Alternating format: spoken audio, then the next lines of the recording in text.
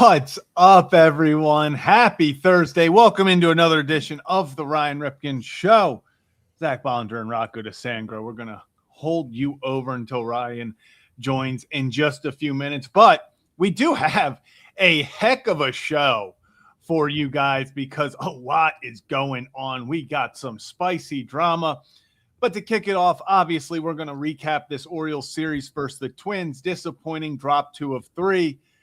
And it does not get easy as the Orioles now have 10 games against division foes in first and second, 6 or 7 against the Rays, and 3 against the Yankees. Tough stretch. We're going to let you know what we think this stretch means for the Orioles. Then it is Throwback Thursday, so we have some fun pictures that you all can make fun of us for back in our prime. Then we got some other news and notes around baseball. Anthony Volpe doing Anthony Volpe thing. Freddie Freeman had a scary fall. Tulane football, absolutely fire uniforms. Then we're going to get into a little Ravens training camp. We have a few pundits, one specifically talking about Declan Doyle and then Ravens expectations as a whole as we start this season and head into a very important season in Ravens football. We got an update on Nate Wiggins today, which is going to be very important, and some good news if you're a Ravens fan, which is nice because it feels like you haven't gotten a lot of it when it comes to injuries in Baltimore recently. Then at 4 p.m., former Raven Daniel Wilcox will join the show, talk about his time, his career, and give maybe a little insight on what it's like when a new coach comes in after you've been at a place for multiple years. And then before we wrap up, we got to dig into this drama with a capital D-R-A-M-A between LSU and Jayden Daniels, who, well, let's just say things have gotten weird and things have gotten way too public. So for all that and a whole lot more, let's see what we got. But before we get into all that, Rocco DeSangro, how we doing? Doing great, Zach. Feels like it should be Friday. It's not. I don't know. Sometimes during the week, you just feels like it's a certain day.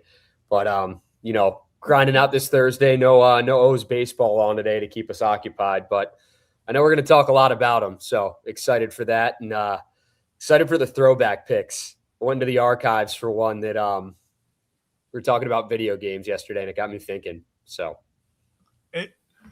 I'm so scared. I'm so scared to see what you have planned there. It's not anything bad.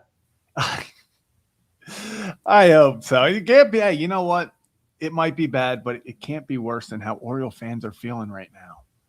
Can't be worse because, Rocco, before we kind of dig too much into it, it's been a super fun roller coaster season for Oriole fans where you drop 2 of 3 against Minnesota.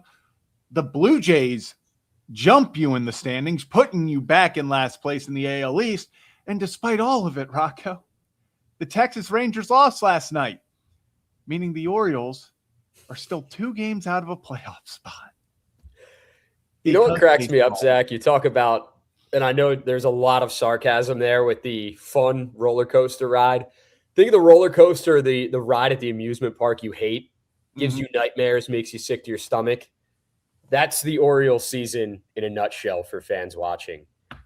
It's like you go on, you probably shouldn't watch or go on that ride, but you do it anyway.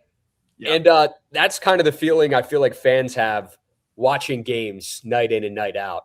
It's like, it's going to make you nauseous. It's not going to feel great, but there's a chance you might have some fun watching. Not a lot of fun, but there is a chance. And that's kind of what you're getting out of this season. But they're pulling the fun out of watching baseball games right now. In the beginning of the season, you could afford to lose a few games. Maybe not, looking at kind of what the record is now. Teams keep giving you leeway to win games and punch a ticket potentially in the postseason. This Orioles team just is not cutting it, Zach. They can't get out of their own way. They continue to shoot themselves in the foot. And it's, again, makes you sick to your stomach watching what they're doing on a nightly basis. So it'd be great if they could string some wins together and, again, get out of their own way. But I just don't see that happening with the stretch they have coming up. They haven't given me, and I feel like anyone really hope as far as, okay, we're going to make a run here. I just don't see it happening right now. Yeah, and Rocco, I don't think you're alone. I think you are far from alone in that feeling where it's just frustrating. That's the overall theme of the 2026 Baltimore Orioles, and all kind of came together yesterday when you jump out to a 4-1 lead and you're kicking your feet up and you're going, my goodness, Shane Baz is on the mound. He's not giving up anything. He's been lights out. All he did was all he does is compete with no run support. We got run support. This is going to be an easy win. And it's the one day that Shane Baz doesn't have his A stuff. Zach, and I want to bring up a question here from the chat. Justin, I think he said Zach at first, but he called you Kevin. I guess that could be a compliment, maybe an insult. I don't think the Orioles finished. Easy mix-up, obviously. Yeah. If the Orioles finished 81-81, would that get them into the playoffs, Kevin and Rocco, because this American League is bad? Justin, I agree with your comment. The American League is bad. And there are what's the count right now, Zach, of teams sitting above 500? Is it still 4 or 5? Might be 6 now. But I honestly don't know. There's a good chance that if you finish above 500 or 500 or better in the American League, yes, you will make the postseason. Looking at things right now, because right now, above 500 in the AL, it's the Rays, the Yankees, the Red Sox, the White Sox, and the Astros. End of list. 5 teams above 500. But if you're looking at it from a wild card standpoint, you're in the toughest division in the American League, in dead last behind the Blue Jays. And you look at the wild card teams that are going to get in right now. If the season were to end today, 2 of them come from the division. That's the Yankees and the Red Sox. So I really don't know, Zach. It's not looking great. I think even saying Orioles in postseason right now is just a crazy thing to say, unless they have some sort of miraculous turnaround. I don't see it happening. Hate to be the bearer of bad news, but it's just the way it is right now. Yeah, and to answer your question real fast before we bring on our friend of the program, 81-81, maybe. I think 83 wins get you in the playoffs. Not a single team competing for that third wild card spot. When you bring up the Rangers, who currently hold it, are a game below 500. The Twins are right behind them, 2 games below 500. And then you have the Orioles, who are 5 games below 500, but just 2 games out. It is a crazy, crazy roller coaster that we are about to go on, and then we have been on. But to talk a little bit more about it, got friend of the show, friend of the program, Ryan Ripken behind the scenes. Ryan, how you doing? I'm good. Well, here we are. Hey, now there we are. Hey guys, how we doing? Happy Thursday, Throwback Thursday, and you guys did great to start off. Proud of you. You guys are good kids, and I think just right out of the jump here, we got a lot to talk about, but we want to do a little housekeeping. So, Zach, I appreciate you. I appreciate Rocco, and we appreciate all of you. And we appreciate CQ. And our friends over at CQ, just want to remind you that college football or football season in general is here. And if you had a lot of travel plans last year and maybe you're still paying those off, well, check out what's going on with CQ right now, because they have opportunities with new lowered rates that can help you with your line of credit. That means you can borrow up to loans of $300 or all the way up to $3,000. Sorry, not $3,000. Let me add another zero. $30,000. So you can borrow as little as $300 to the top of $30,000 and anything in between. And they're here to help you if you do have more travel plans or you're just trying to really settle your credit and debt. So if you have more questions, go to cqmd.org for more details.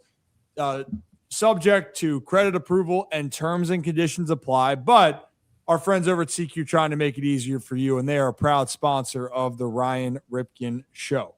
There we go. There we have it. Hey, Rock, I didn't say hi to you yet. How are you? You did. You said, I didn't really say hi, like I didn't get an answer from you. Speaking of CQ and that college football season, a game I had my eye on, because college football season and tickets and expenses, I mean, it's crazy expensive right now. It was the Notre Dame Miami game. I think face value was $545 plus travel plus housing, like hotel and transportation. Might have to have a conversation with CQ about that one if I plan on going, but I just might. I don't know, man. It's expensive. Games are tough right now. No. Games are tough. Games are tough, and it's crazy that football season it's here. It's right around the corner. I know a lot of people that are baseball fans, you're hoping that it's an exciting fall. I think there really nothing is better if you're a sports fan to have your teams competing in the fall. In the past, and I know in Baltimore, earmuffs, but for a lot of years it was you couldn't wait for football season because by this time, a team like Baltimore wasn't really in it. And even though there are struggles right now, they are still in this race. Yeah, they're still right there. But it has been a very stressful year, very frustrating year for so many people, and we'll continue to talk about that. So, you guys, where do we go from here? Zach, take us to where we need to go right now. Yeah, well, where we need to go and where the Orioles need to go is anywhere but up on this stretch because it's not going to be easy. And in all honesty, this is a make or break 10-game stretch for the Orioles against the Tampa Bay Rays and the New York Yankees. 10 divisional games in a row. You get 4 at Tampa, then you get 3 versus New York, 3 versus Tampa. This is a series that, yes, we keep talking about it, how bad the American League is, how bad everyone's been. The Orioles can flounder at 4-6 over their last 10 and think that, okay, well, we actually just lost a singular game over that stretch. It's fine. The issue is as bad as the American League has been, you can't bank on that. And in a stretch against a team in Tampa that hasn't lost in what feels like weeks, coming in as the hottest team in Major League Baseball, the best record in Major League Baseball. Then you get the Yankees who need to keep up with the Rays. This is a stretch where if the Orioles find themselves at 4-6, 3-7, which is very possible with how well these teams are playing, that could be the final nail in the coffin of the 2026 Orioles season. But on the other side, no time like the present to go and shock some people. We've seen this team multiple times go up against teams that you feel like they shouldn't be competing with and come out with wins. So it's a tough 10-game stretch, but no one feels sorry for you. You just got to go play the games. And your division games are so vital. And not just because that these two teams that the Orioles are going to face, the Rays and the Yankees, are ahead of them. And, let's be honest, they ain't catching probably either of these teams for a postseason spot, but they need to beat these teams if they're going to continue to stay in this race because of the situation. But it does matter playing your division because you see them more times than not. And guys, when the Orioles were in the playoffs in 23 and 24, they were a combined 64-40. That is an American League East best. So when you want to look at their success, beating your division was a huge part of the success for the Baltimore Orioles. Now, the last 2 years haven't been that case so far. In 2025, they were 22-30, and currently at this point in time, they are 12-17, which draws their record to 34-47. So for the Orioles to get here, they need to play better. And actually right now, the Orioles 12-17 against the American League East. That is worst among the AL East teams. Boston is just a game better than them. They're 18-22, but Boston is fine. You know why? Because they just went and beat everybody else for a month and a half. So these games matter, and no team's higher than the Rays. You won 9 in a row. They currently, as we are recording this, are the best team in baseball now. Yes. And then it's going to be a lot of familiar faces as Tyler Wells has joined the Rays here over the last week. Jorge Mateo just signed with the Rays. Brandon Hyde's already been there for the year, as has Cedric Mullins and Brian Baker. And all of them are helping the Rays chase down that number 1 spot in the American League and the AL East. So, and all of those guys want to beat the absolute dog shit out of the Orioles. Right or wrong? Very right. They're going to come in with some juice and momentum. And much like you saw Dean Kramer come in with the Twins, facing the former team for the first time. I know it's not going to be the first time everyone has faced the O's, but for a guy like Tyler Wells, for a guy like, I guess, Mateo on the new team with the Rays because he just got acquired by them, for a guy like Brandon Hyde, I know he, has very little say in kind of what goes on right now. He's not the manager of the team, but I feel like there's going to be some extra juice in that Tampa Bay Rays clubhouse, coming into this series and hosting the Orioles. Rip, it's like, I don't expect great things. Usually I'm a very positive guy, but looking at this stretch for the O's, it's like, how many times are we going to say, I know you didn't say it, but just asking the question of, we're going to learn a lot about this team. It's like, no, we've learned a lot about this team through the first half of the season and, throughout the second half of the season. We know who the Orioles are right now, and they're not a good baseball team. So can they turn it around? Sure, if they get lucky. If everyone plays a complete game, every unit starting, pitching, hitting, if guys start to wake up. Again, not to be Mr. Negativity, but calling a spade here. I just don't see that happening. I don't. Here's one thing I want to discuss real quick. You want to beat the shit out of any team that you play. Of course. First and foremost. For the guys that just got traded, Wells got a ton of love for Baltimore, but this is his first time facing your former team, and you always want to, showcase what you do well.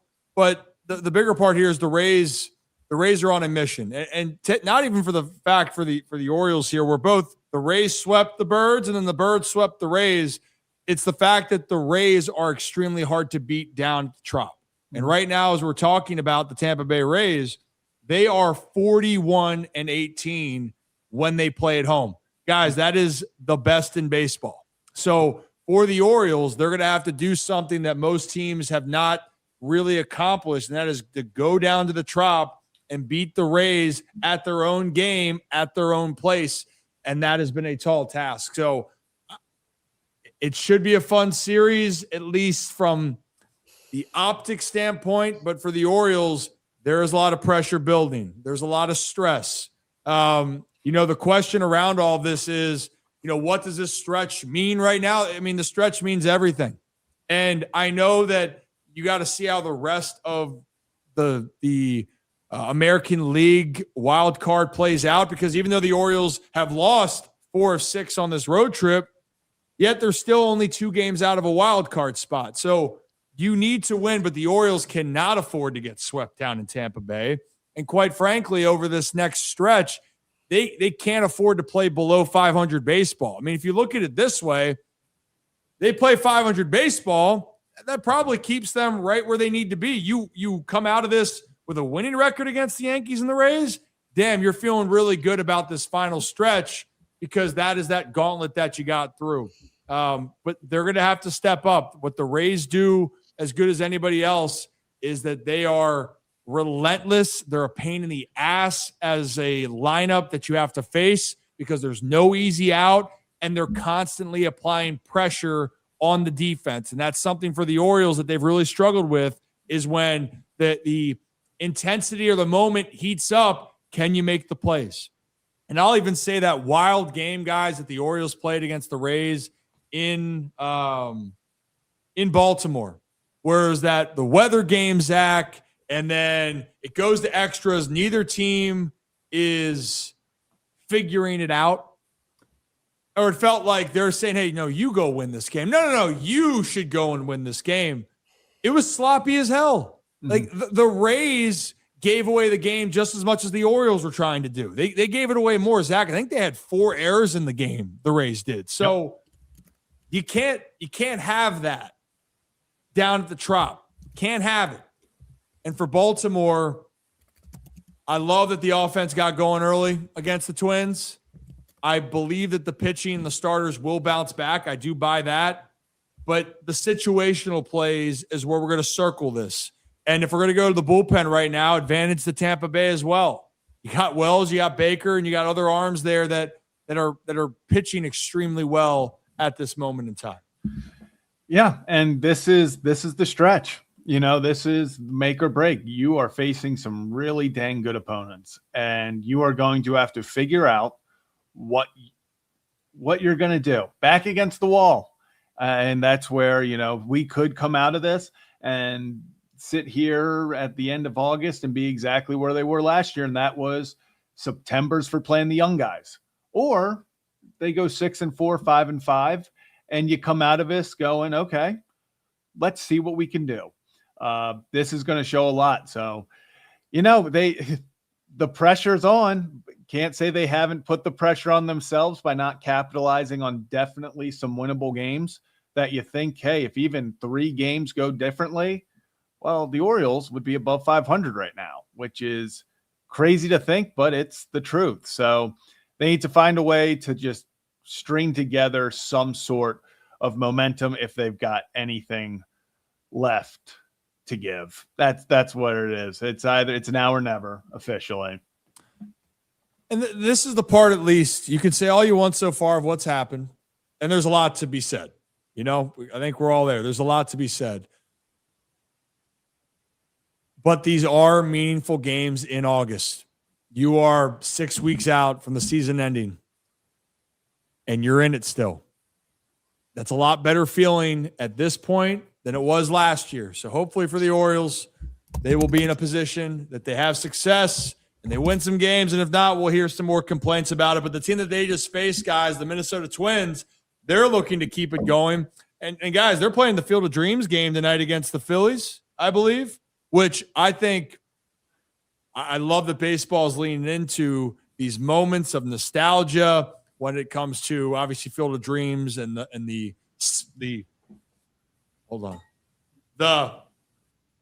cinema side of baseball. But it is an important game for Minnesota. They got to go a little bit out of the normal element and change it up for one game in order to win. What are you laughing about, Rock? What happened to you, dude? It's just like you look like you should be on an FBI most wanted list with those glasses. I can't take you seriously. And I'm sorry if it throws the show off kilter, but it's yeah, you're a great guy. That's all I gotta say. Yeah, we'll see if weather holds off.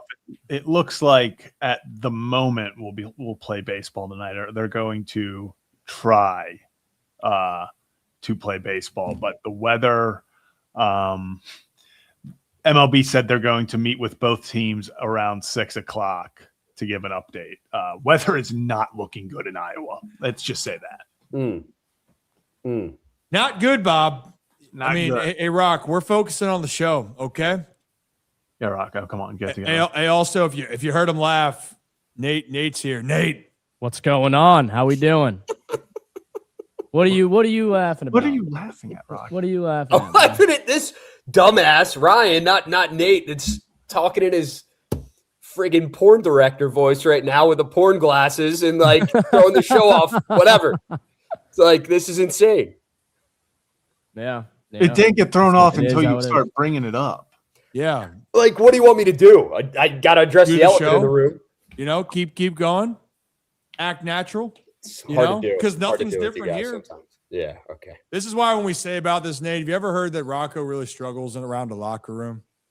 Yeah. Can't keep his it's the word's been spreading. Mm-hmm. Yeah. Sounds about right. Sounds about right, though. People are starting to murmur. Starting to murmur. God. Yo. Hey, Ryan. Hey, Nate. Can you see me? Hey, Rock. I like Nate using his button pushing hand to do it, so then he had to switch up and. I have a Band-Aid on this hand, so I'm not using this hand. What? Okay. You know what? You were doing so good. We're getting. You were doing so good, Nate. I just got killed for throwing the show off, and then you guys do this shit. We lost the plot. We did. Should we get back on? Should we get the plot back? That would be fantastic. That would be fantastic. Let's keep this thing rolling. You know what? Yep. Couldn't agree more. Always Rocco's fault. And we do appreciate the chat, and we appreciate you guys. We appreciate our channel members. Rock, you can go unhinged if we get some jewels. If you get some jewels, you can go, caca or whatever you want to do for it. We're getting steady momentum on the Jules side, and then you just decided to take a vacation for a week. So, the Jules count kind of went down. So whose fault is that? Maybe you weren't engaging. I'll say this. People don't tune into the Ryan Ripken show to watch me and Zach bullshit the whole time. So our 30-second distraction has turned into 5.5 minutes of distraction now. Okay. It's okay. Hey, you know what? But that's why you have the extra director's cut. Just consider that the extended scenes. Now back to your programming here. Hey, guys, we need to talk a little bit more. Oh, there they are. No, there they are, Rock. Look at this. Look at the cinema. It's unbelievable. It's unbelievable. You ask for jewels and they show up. We want the jewels. I will I was in rare form the night that we got the influx of jewels. Yeah, but everyone thought I was hammered. A few people thought I was on something other than alcohol. And I'm like, I'm really not. I'm just here to have a good time. It was the espresso martini that put me over the edge, got me a little hyper. The jewels were flowing in, and it was fun. It was good. It was grand. And I hit the 6-7 a few times. I regret that because that'll be out there on the internet forever. But, I've since a changed man. Changed man. I can never go back. You can, but you won't. Do we want to have our throwback moment, or we want to finish up our baseball moments here as we go? You tell me, Rock. What do you want to do? Throwback? We got to flow into throwback. So we'll go throwback, and then we have some other baseball news and notes around that we want to get into, including some other parts. But before we do that, we should talk about some of these throwback moments. And Rock, we'll start with you, okay? Help us get this ship back on track. Throwback Thursday, we like to show some photos or moments of us when we were younger. Rock, take it away. What do you got for us? Before I was of legal drinking age and able to, down a bourbon espresso or whatever they're saying in the chat that I was on that night, was once a semi-cute kid.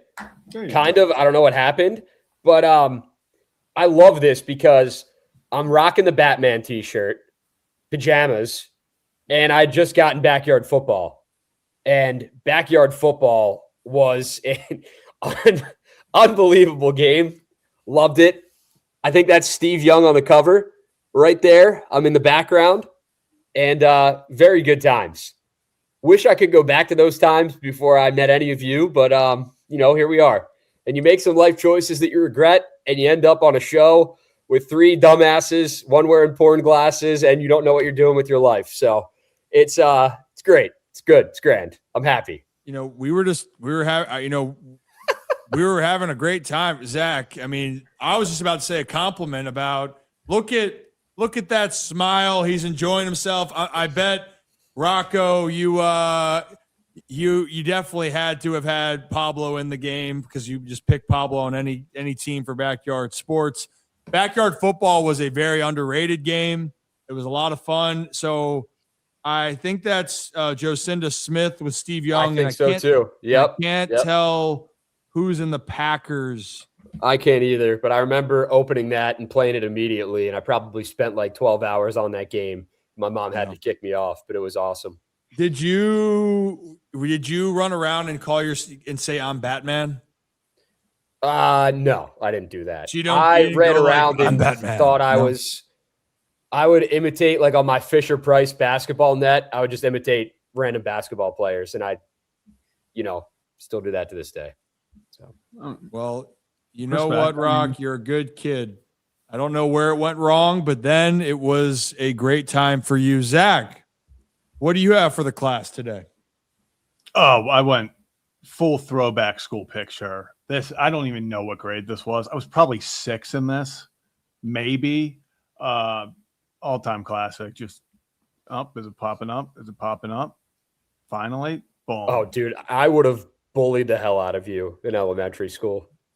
Look, okay, Mr. Backyard Football Pajamas, Batman pajamas. We're sitting over here. I'm over here looking like a distressed British kid who is writing a book. You see, we were on different wavelengths. Rocco. The original British Raven. Nice turtleneck. Wait a minute. So can I have a lot of questions, Zach. This was like maybe pre-K, I want to say. Did Nancy put you up to this? Oh yeah, that was 100% a Nancy turtleneck. Dude, and like you got the bowl cut flowing too, and the turtleneck. Yeah, that was weird. And you probably had on ugly sneakers. No, I definitely had those like I'm trying to think. What was I rocking back in the day sneaker wise? You were like the OG Birkenstock kid. No, I was like sitting there. I probably had like some white New Balances or something before they went out of style, then came back into style. Like when I definitely had Skechers on here. Dude, I feel like when we were younger though, New Balances were always out of style. Like the white New Balance shoes that like your dad used to wear. I'm not talking about like the cutting the lawn New Balance shoes. I'm talking about New Balance like before, and then they kind of started just catering to like guys cutting the lawn at 50 and over. That's unbelievable. I would say I probably had like some gray New Balances on. Dude, you look like, but you look like you're like about to write the nastiest poem in the history. Like, exactly. Yeah. So, hey, and I want to point this out at least. I love this. I love the fact that Nancy put you in this position so we can talk about this. This is fantastic. Pure. This is chic. You know, this is fashion. This is what you would find in the Gap section too. Like if we're gonna have the Gap catalog, Old Navy, there it is. Okay, so I was 5 years old. What grade are you in at pre-K? Well, did you do pre-first, Zach, around here? No. So you would have been. I gave up kindergarten. I gave up on my athletic career before that. I knew no advantage from pre-first was helping there. No advantage. So, There's this is in a catalog somewhere. You know what? If it's not, we're gonna put it in. Brad probably published it in his magazine. Oh my God, this is the cover boy for Westminster Living.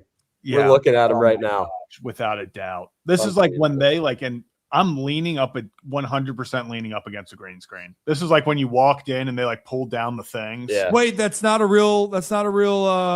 No, believe it or not, I'm not in a garden. I think I'm probably, if I had to guess, I'm in the gym at St. Pius X School. Okay, so both of these photos, guys, we can actually replicate. So when we have a day 100%. In the future, we're going to get a Rocco Batman shirt and whatever the other pajamas Rocco has, and we're going to get the backyard football game. We can find that. Zach, get ready for Turtleneck Supreme. We're bringing it back here. So I think it's only right that he shaves the beard too. You got the turtleneck. You got to go all in. If you're going to do it, you got to go all in. Bowl cut. Rocco, I should have done my Bishop Sycamore. What's it called? Commitment. That was great. Rocco, my commitment. Oh yeah. Sycamore. We were about to talk to Biff. We were like, we couldn't remember if he was coaching when St. Francis had Bishop Sycamore on the schedule. The year that they got exposed, but that wasn't the case. I think they came in the year after, and Biff had already been gone.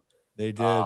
Yeah. Rip, you got yours? I do. You want me to pull it? I think actually you have the video. Yeah. So mine isn't as young as these two guys. I think a lot of people have seen bowl cut Rip, young Rip running around. I think people have seen young Rip in a tux where I was just, that should have been in a magazine. That was a level of adorable and cuteness that I have not reached ever since probably 1996. But this one brings me back to 2012. It was my senior year.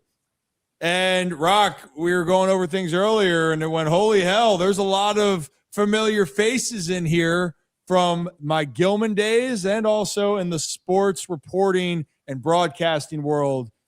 take a look at a younger Ryan Ripken with WBAL's Pete Gilbert, Larry Sheets, and good kid Gavin Sheets. Are you playing it, Rock? Mm-hmm. Got his own niche in baseball. No small task for Ryan Ripken. He plays with the same passion. Ryan Ripken even sounds like his dad in a soundbite. It's all about the team. We're off to a great start right now. It's been a lot of fun, and hopefully, I think we got probably 10 games left in the regular season. Keep rolling, and hopefully we can reach our goal.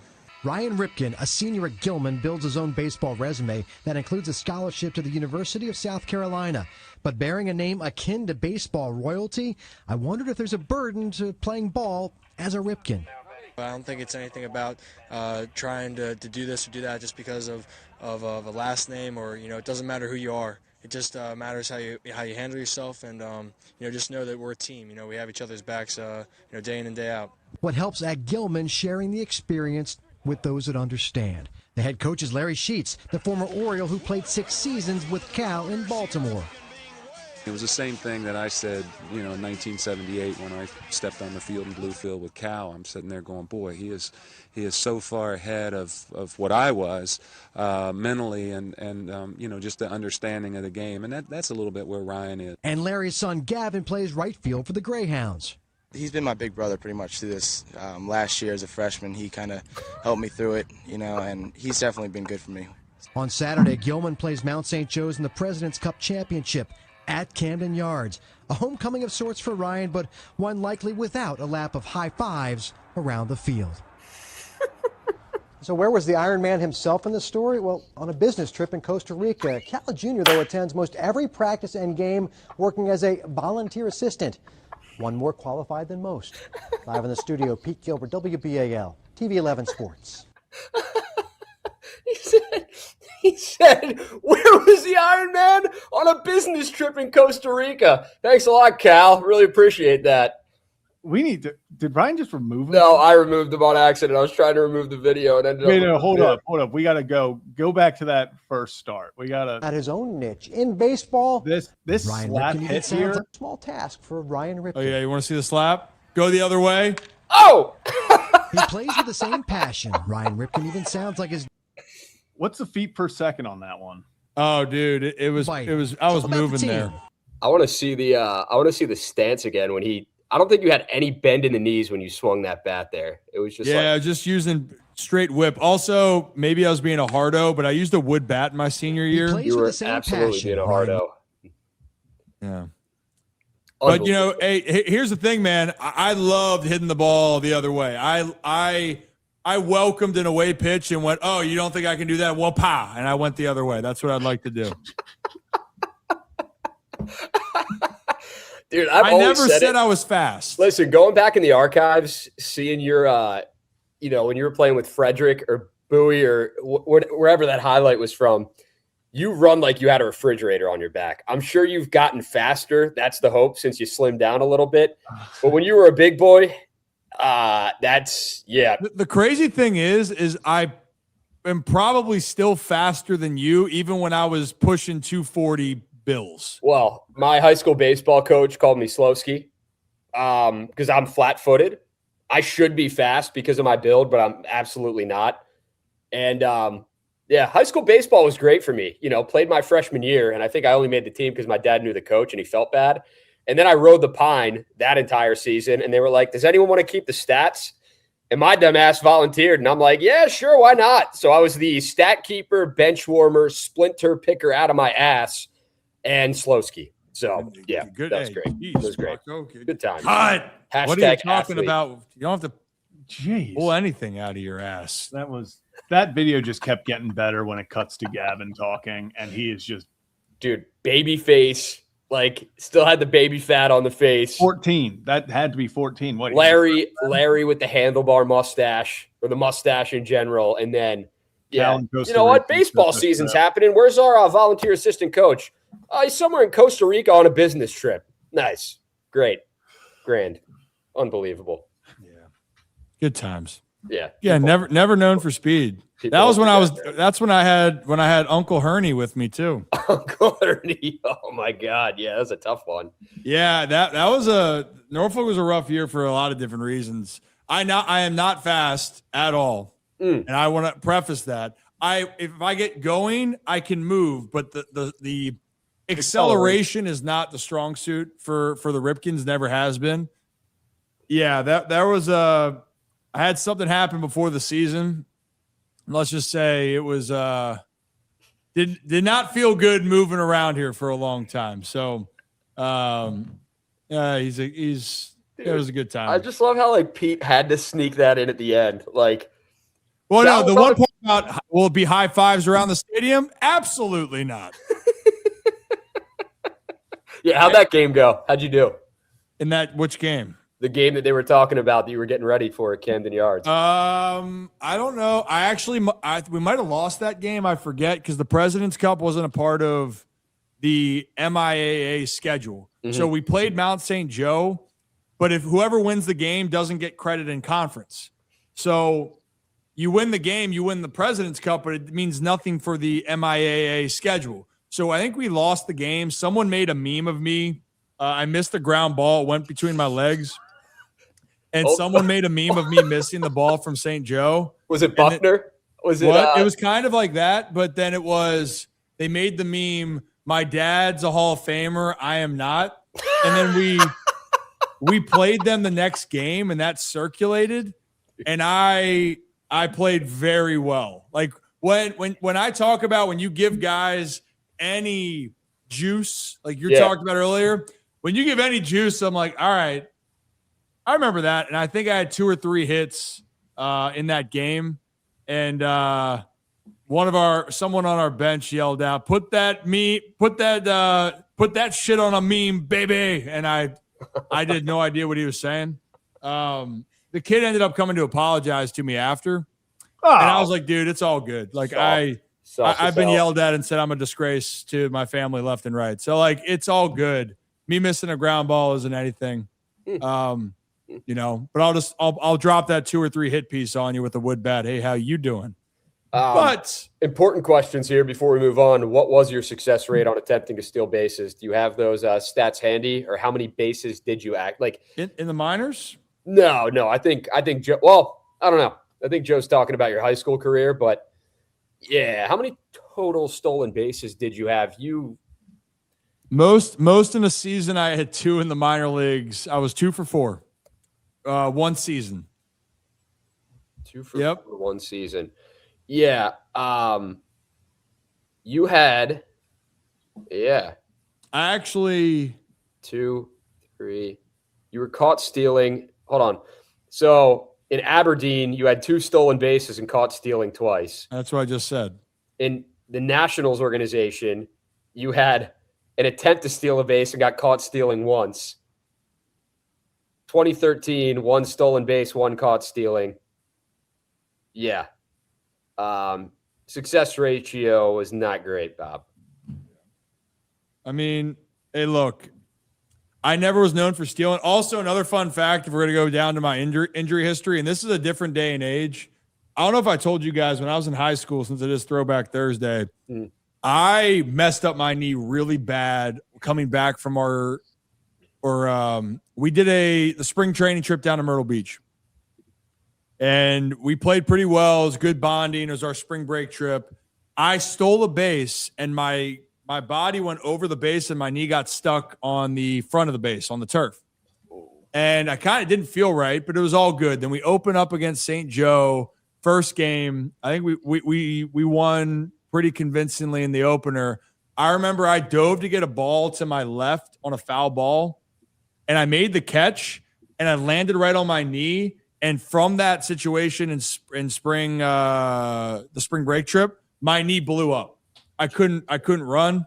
It was fully swollen. I was in so much pain. And then I was recommended to get surgery because I had a tear in my meniscus. And, but what I grew up with, Rock, and this is kind of just like different day and age. Well, how do you think those conversations went? What? Suck it up, go to work, do your job. I played through multiple injuries throughout my career and my historic streak. Well, I wasn't You're a sad sack of shit. Suck it up. No, that's not where I was going with this. But thank you for that, Rock. Take it another level. I was just taking a guess. I'm sorry. Yeah. So I'll say this. I went to go get 2 opinions. The first was get surgery, and I was eligible for the draft and senior year as well. So get surgery, miss the rest of my senior year. Be done. Not going to happen. The next one said, see how it plays out, but then you still might have to get surgery. And I remember I was crushed. Like, I was so frustrated. And this is why I want to shout out my friends at the athletic training staff with Gilman. I was distraught. I remember I sat in the locker room or the training room, and I said, I really want to play. This really hurts. And I don't want this to be how my last memories are for my friends and teammates in high school. Yep. Like, I felt like I was letting them down. And so they helped me so much get through it. And that, when we talk about like a team effort of people, like till this day, I don't know if they fully know, I did not think I was going to be able to play, and they were the best. And as I got older, and then obviously Calvin, when I talked to him through all of this, the question was for me always, how do you feel? And the next question was, can you play? And for me, it didn't matter how I felt. It could feel like dog shit. I could feel great. I could feel anything in between. But the next question was, could you play? And I always wanted to play, no matter what. So worked through that. Didn't end the way that we wanted. We were really good that year, but we ended up not playing the way that we wanted. Zach, we beat the shit out of Loyola, if it made you feel better. I don't care how long it takes me. I have been looking for this meme, and I will find it. I know it's on the internet somewhere. It never gets deleted. You gotta. Oh, dude, it's got to be somewhere. Oh, the wormhole I am in of Ryan Ripken photos at Gilman is unbelievable. Mm-hmm. But we're gonna find it. It's got to be like on a Reddit thread somewhere from like back in like 20. Yeah, no. I don't even know. Yeah. If you find it, I mean, that'll be an unbelievable pull. I will say this, because we're talking to Biff yesterday and having our Throwback Thursday. Yeah. And this is also why I think Oriole fans and any fan of any sport that you ever played, winning is so hard and having special moments are so rare in whatever you do that you really want to try to hold on to it as long as you can. So, a couple of days ago when Tyler Wells and Dean Kramer came on, you know what year that they talked about the most was 2023, because seasons like that or having that run is so rare, so special. And there's no guarantee you're ever going to do that again. So for me, that year, senior year, we didn't win the championship. That was arguably our best team we ever had in Gilman. But I still remember that run because it was so amazing with the group. And then I played guys until 2022, and I only had 1 year of popping bottles to go to a playoffs the rest of my life. And then that was it, right? And then here we are until we pop bottles and have champagne down the crack when the Ryan Ripken Show gets to 100,000 subscribers. Until then, we're going to keep rocking and rolling. What? I don't want champagne going down my crack. That's why you wouldn't make it in a locker room. That's why you wouldn't make it in a locker room. But you know what? I'll do whatever I can for the team. Hey, we're getting back on track here. We got Uncle Alert, Blowfish, and a Marshmallow High. Nate, do you know what these jewels are, man? I'm starting to get more and more familiar with it as I come on here. Yeah, I get them. I see them on like TikTok lives, dude. They do the same thing. Nice. So the rumor is Nate will do 100 push-ups if we get 1,000 more jewels. Yep, it's true. Is that true, Nate? Team player? Let's do it. When's the last time you did push-ups? A long time. I thought I haven't worked out in a while. I need to go back. I need to get back into it. We get 1,000 more jewels. Nate's doing 100 push-ups. There it is. It's been said. We'll have to add that. We're counting them out. Without a doubt. Hey guys, let's now we'll deep dive back into our notes and let's talk about some other baseball stories. Before we do that, let's hit this little ad stream, auto stream.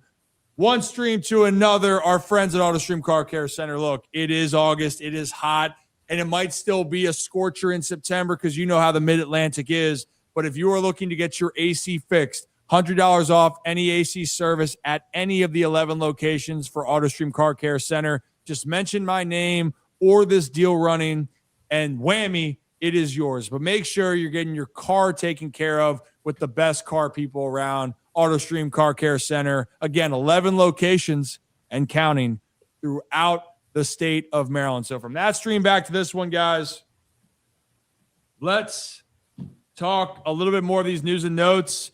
If you've been following a little bit, guys, right now, been really tough for Anthony Volpe with the whole situation. He's supposed to be the shortstop of the future.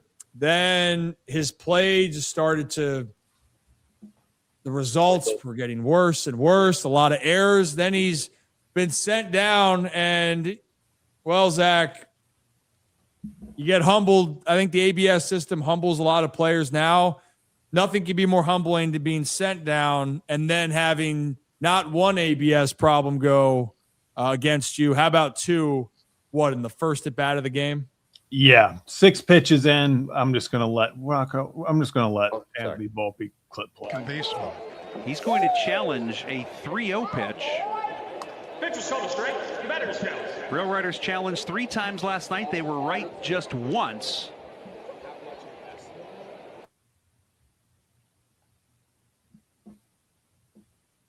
So there's the first one. It's wrong. The commentators in this start going off on Volpe after this second one. We can unmute if you want. Well, no. I'm just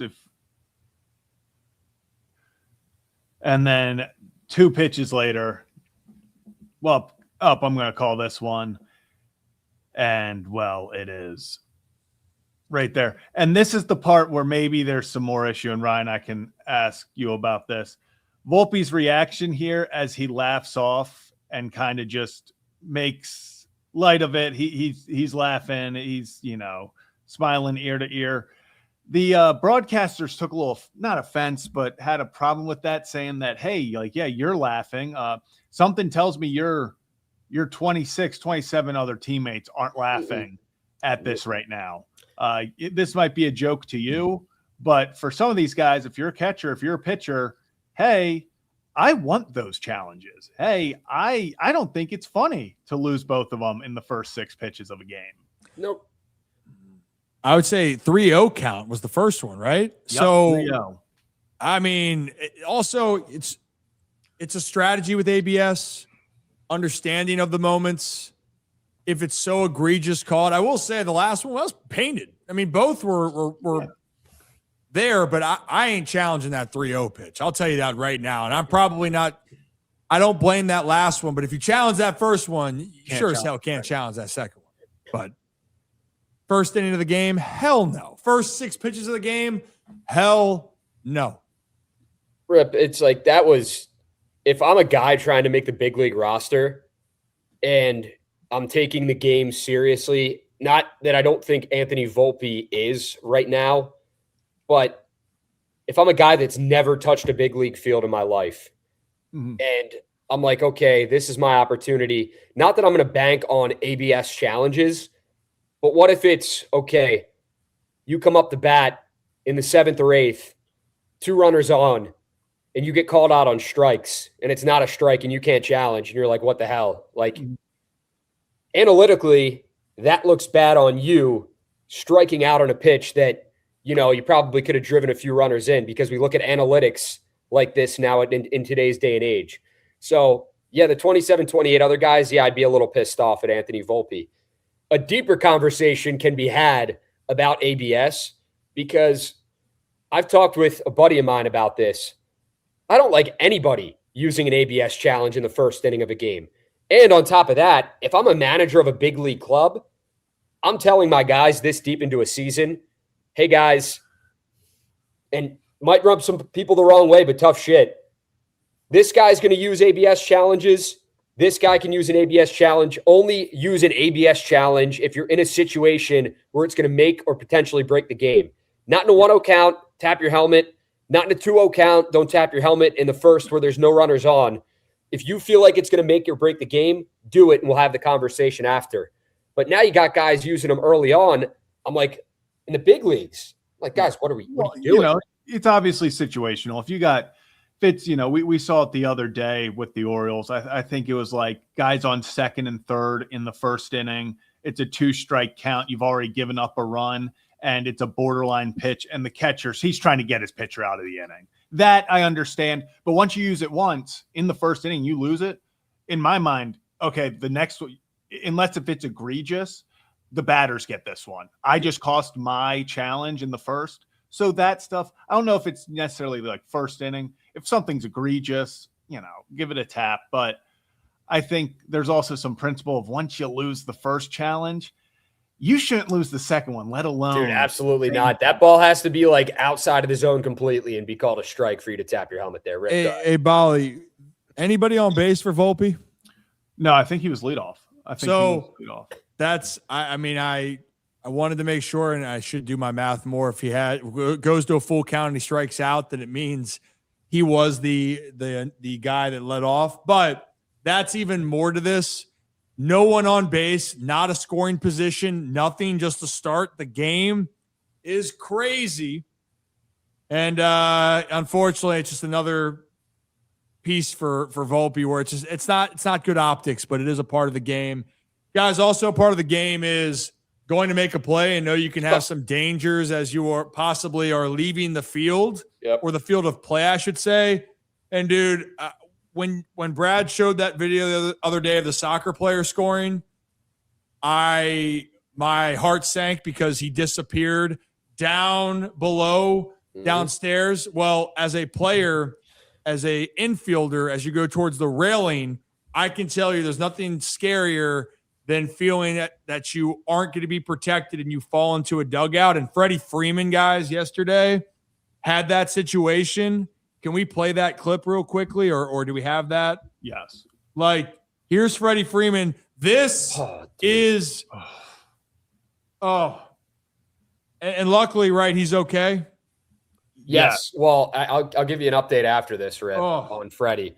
That is every first or third baseman's worst nightmare on a ball in foul territory.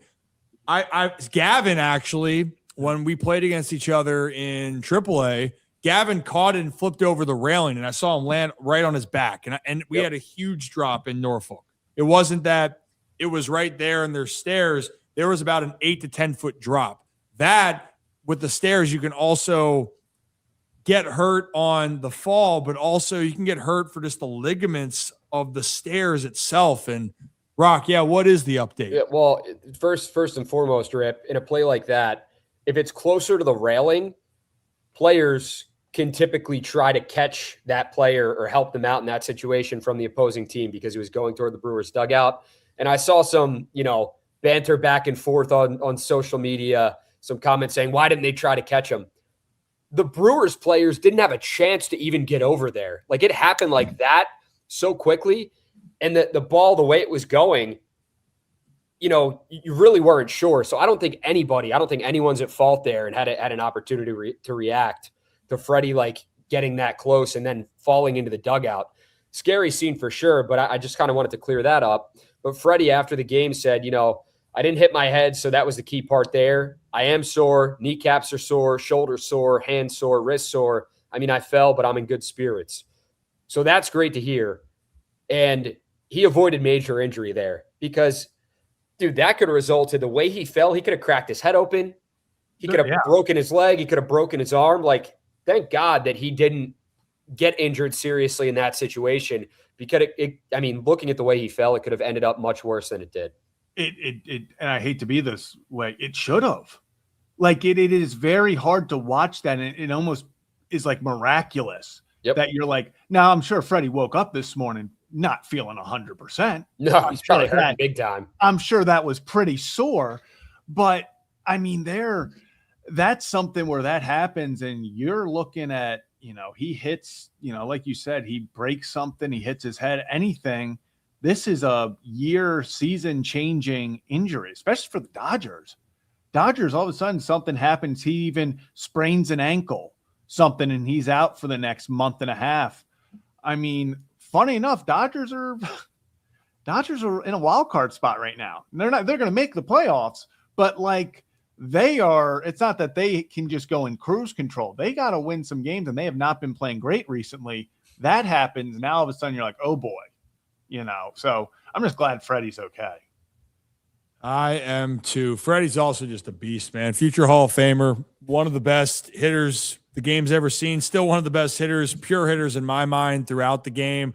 And we're talking about using the whole field when we saw a younger Rip slap it the other way. Well, I'd say Freddie not only is not afraid to slap a single the other way, he also can go big ball to left and to left center all over the park. But it's such a simple, compact swing where he's just trying to hit the ball where it's pitched, but he's such a talented player that those hard hit balls have that backspin that can carry out for a homer. It's one of the best. It's one of the best all around hitters you're going to watch. And if you're a baseball fan, go study Freddie Freeman. He is truly a great player and an even better person. So if you're new to the channel, hit that like and subscribe button. Ryan Ripken Show. We're live Monday through Friday right here on YouTube, X, and Facebook. You can listen on Apple and Spotify after the show is done. We put out the podcast forms there. And if you're new, leave us a review. Help us continue to get the good word out. And also, if you want to have more shorter clips of what we do, follow us on all the social media platforms at Ryan Ripken Show on X, Instagram, Facebook, and TikTok. If that's your style as well, we are on YouTube. If you want to see more of the long form content that we have cooking for all of you. So right now, guys, saying that's we have one more thing, Rip, unless you want to move on to our next topic. Yeah, let's go to that after. I just wanted to make sure. All right, go ahead. Yep. Yeah, I think with everything that's going on, and we want to get to this is kind of the down day, somewhat, calm before the storm for baseball fans, and football is starting to heat up. And we will have Dan Wilcox, former Raven, join us in about 15 minutes to talk some more ball. Yep. But why don't we set the stage here and talk a little ball to start off? And Ravens training camp, things are moving, they're progressing. Do we want to actually with this? Do we want to save training camp for the Ravens and maybe hit on what actually has been that hot story that's been going around? Do we want to switch that? Do we want to go Jayden Daniels now? We might as well, because unless we want to take that into the post Dan Wilcox, Rocco's rundown. Give us the vote. Yeah, let's roll it. It's already up there. Absolutely. Yeah. Definitely.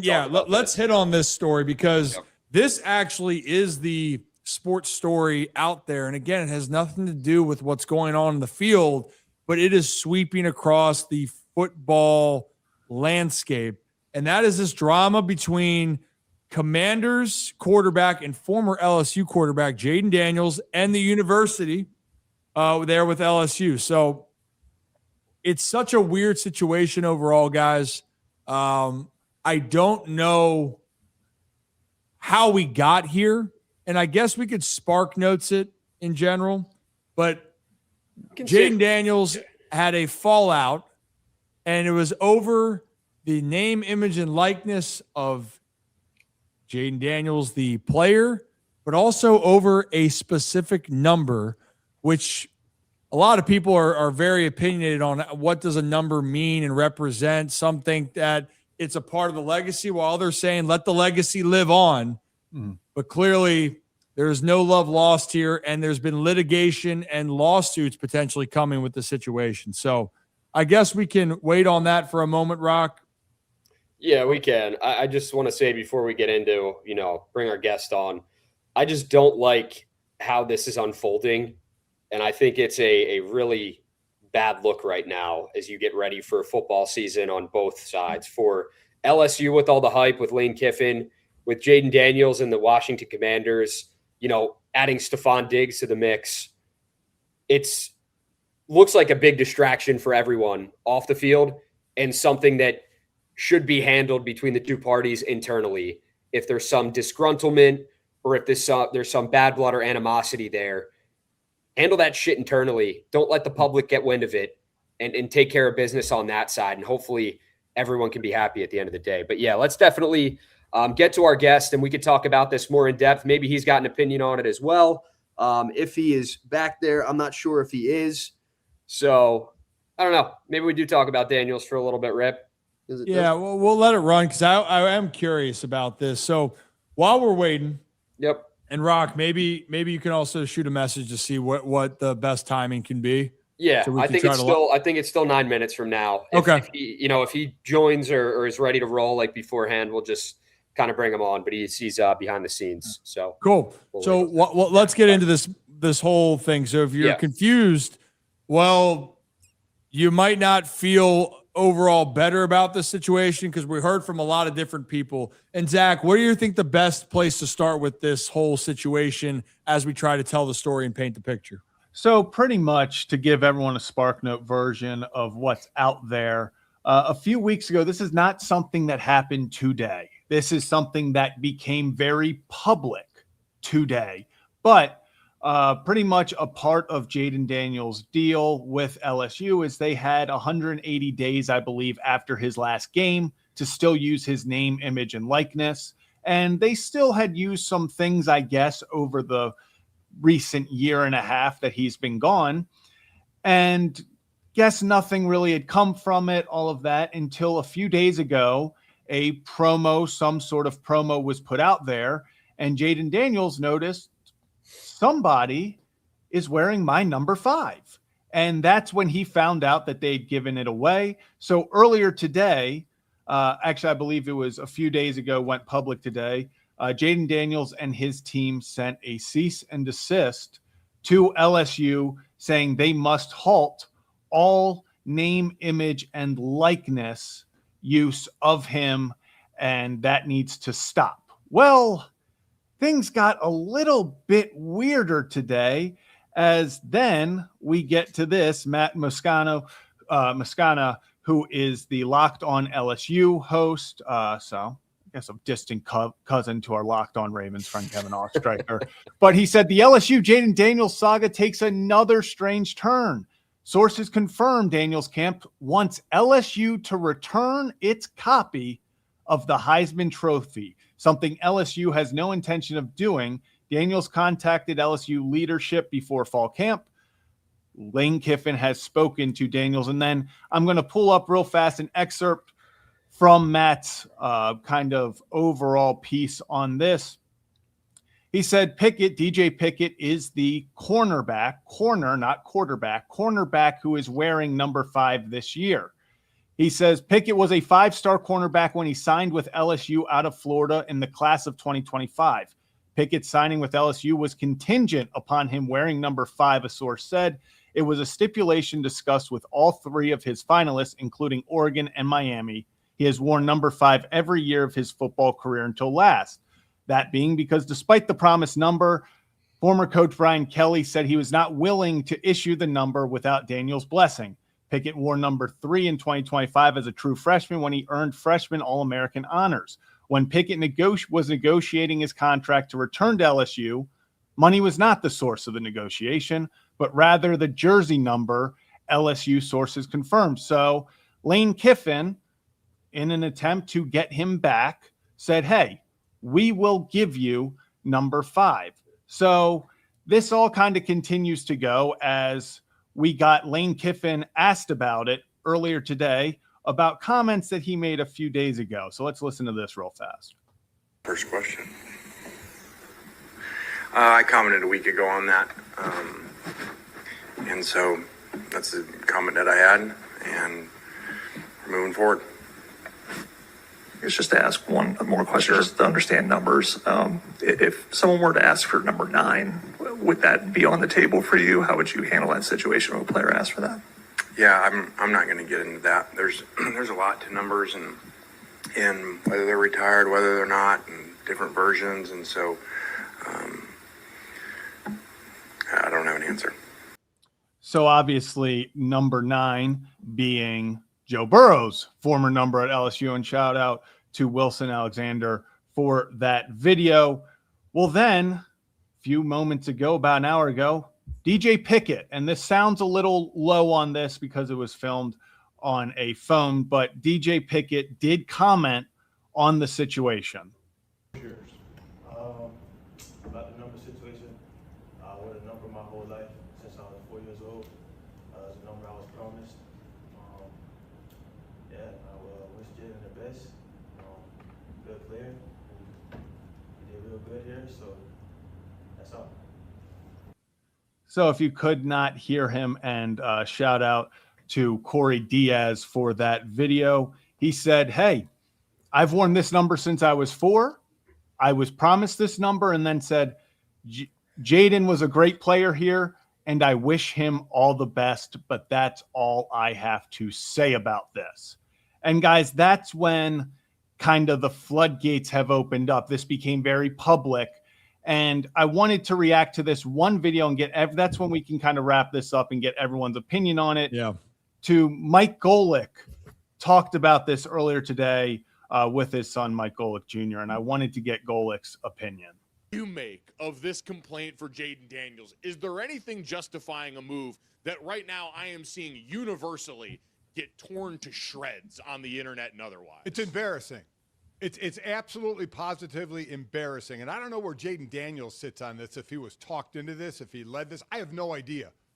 But it is really, really embarrassing. Now, for context, Joe Burrow's number has not been worn, not retired. Yes. Has not been worn since which we'll get to that distinction at LSU in a second. Exactly, this is an LSU problem. But since 2019, nobody has worn that number at all.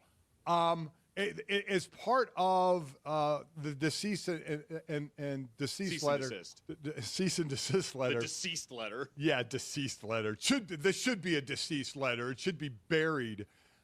Daniel's contract with LSU permitted the school to use his name, image, and likeness for 180 days beyond his final game in college. Now, last I checked, that ended a long time ago. He's been out of college for more than 180 days, so you don't get that anymore. And your jersey's not retired. And again, we'll get to the other part of this, but again, all I can say is this is petty and embarrassing for the Daniels group here. And I wish Jayden Daniels would just come out and say, hey, no, we're not doing this. I mean, my jersey's not retired, which again at LSU maybe doesn't mean anything. Let this kid wear it and make some NIL money, don't care. I mean, again, the word I use, embarrassing. So we had that comment, and I'm glad that he brought up, hey, I just want Jayden Daniels to come out and say something. Mm-hmm. Well, he did. A few moments ago, about an hour ago, he posted on Instagram story, and he said, I have been locked in on training camp, and that's been my number one focus. I have a lot of gratitude for my time at LSU, and I'm proud of what my teammates and I accomplished there. Obviously, there are issues to be worked out between my team and LSU, and my hope is that it will get done privately. My sole focus, personal focus, is on the Commanders football. I realize the business of football is unique, and I trust this can all be resolved. So not necessarily the, hey, let it go. He was like, hey, I'm focused on football. I'm letting my people deal with this. Ryan, what are your thoughts on all this? It's noise that you don't really want to deal with when you're trying to bounce back in a really important year in the NFL for the Commanders in general, right? Like, the timing of this is not great. I guess it's better now before the season actually is, you're in the middle of the season and all that takes place.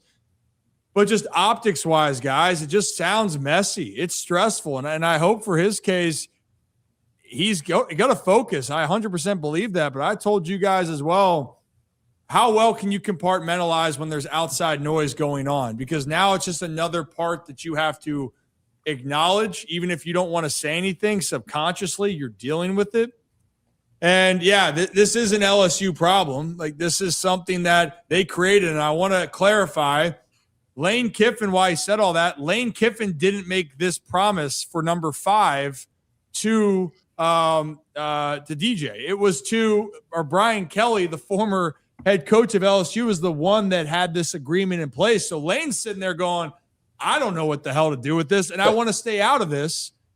Well, unfortunately, everyone's brought into it, and I think people are stuck on each side of the coin. Yeah. Some people, I get the legacy of being there. And Rocco, I mentioned this to you about some guys. I think David Pollock had it saying, "I don't care. Wear my number." Well, yeah, it's David Pollock said that. Matt Leinart has been asked if he'd ever unretire his number if a kid wanted to wear number that was it 10 or 12 at USC. Can't remember off the top of my head.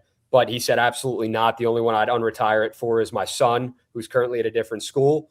So it's a situation. It sucks that it's being blasted out to the public. It's the unfortunate part of the business.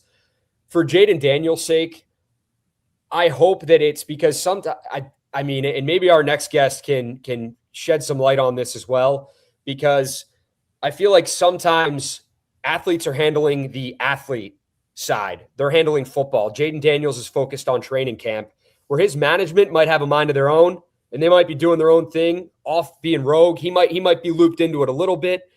I don't want to put the focus or the blame solely on Jayden Daniels. Now, if Jayden Daniels came out and said, yeah, this is bullshit, someone's wearing number 5 and made a public statement about it, it's different. But we don't know who brought this to attention, who made the request and put the cease and desist letter through, how it all happened. So again, I hope this gets resolved in private like Jayden Daniels put out on his social media. I hope things get taken care of.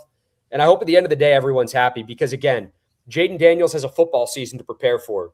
He's got a lot of hype behind him and the Commanders, as does LSU with Lane Kiffin entering his first season in Death Valley. So for both parties, I hope it can get resolved. I hope there's no bad blood. Jayden did a lot of great things for LSU on a Heisman. LSU did a lot of great things for Jayden Daniels. So that's all I have to say on that, Rip. But again, maybe our guest can shed some light or share his thoughts on kind of the whole situation when we bring him on here. Absolutely. It's a whole situation that's going on here. And once again, in the comments, let us know if you had a number, would you want your number retired? If you had won a Heisman and you're there and you feel that that's something that no one else should wear, or do you like the legacy continuing on where, hey, it's not retired and someone else can put it on, or maybe it's the Joe Burrow situation where, hey, 9's not retired. We're not going to tell you can't wear it, but it's not being worn for whatever the reasons, and this is where the complicated side goes to with all of this. So if you're new to the channel, hit that like and subscribe button. Ryan Ripken Show. We're live Monday through Friday right here on YouTube, X, and Facebook.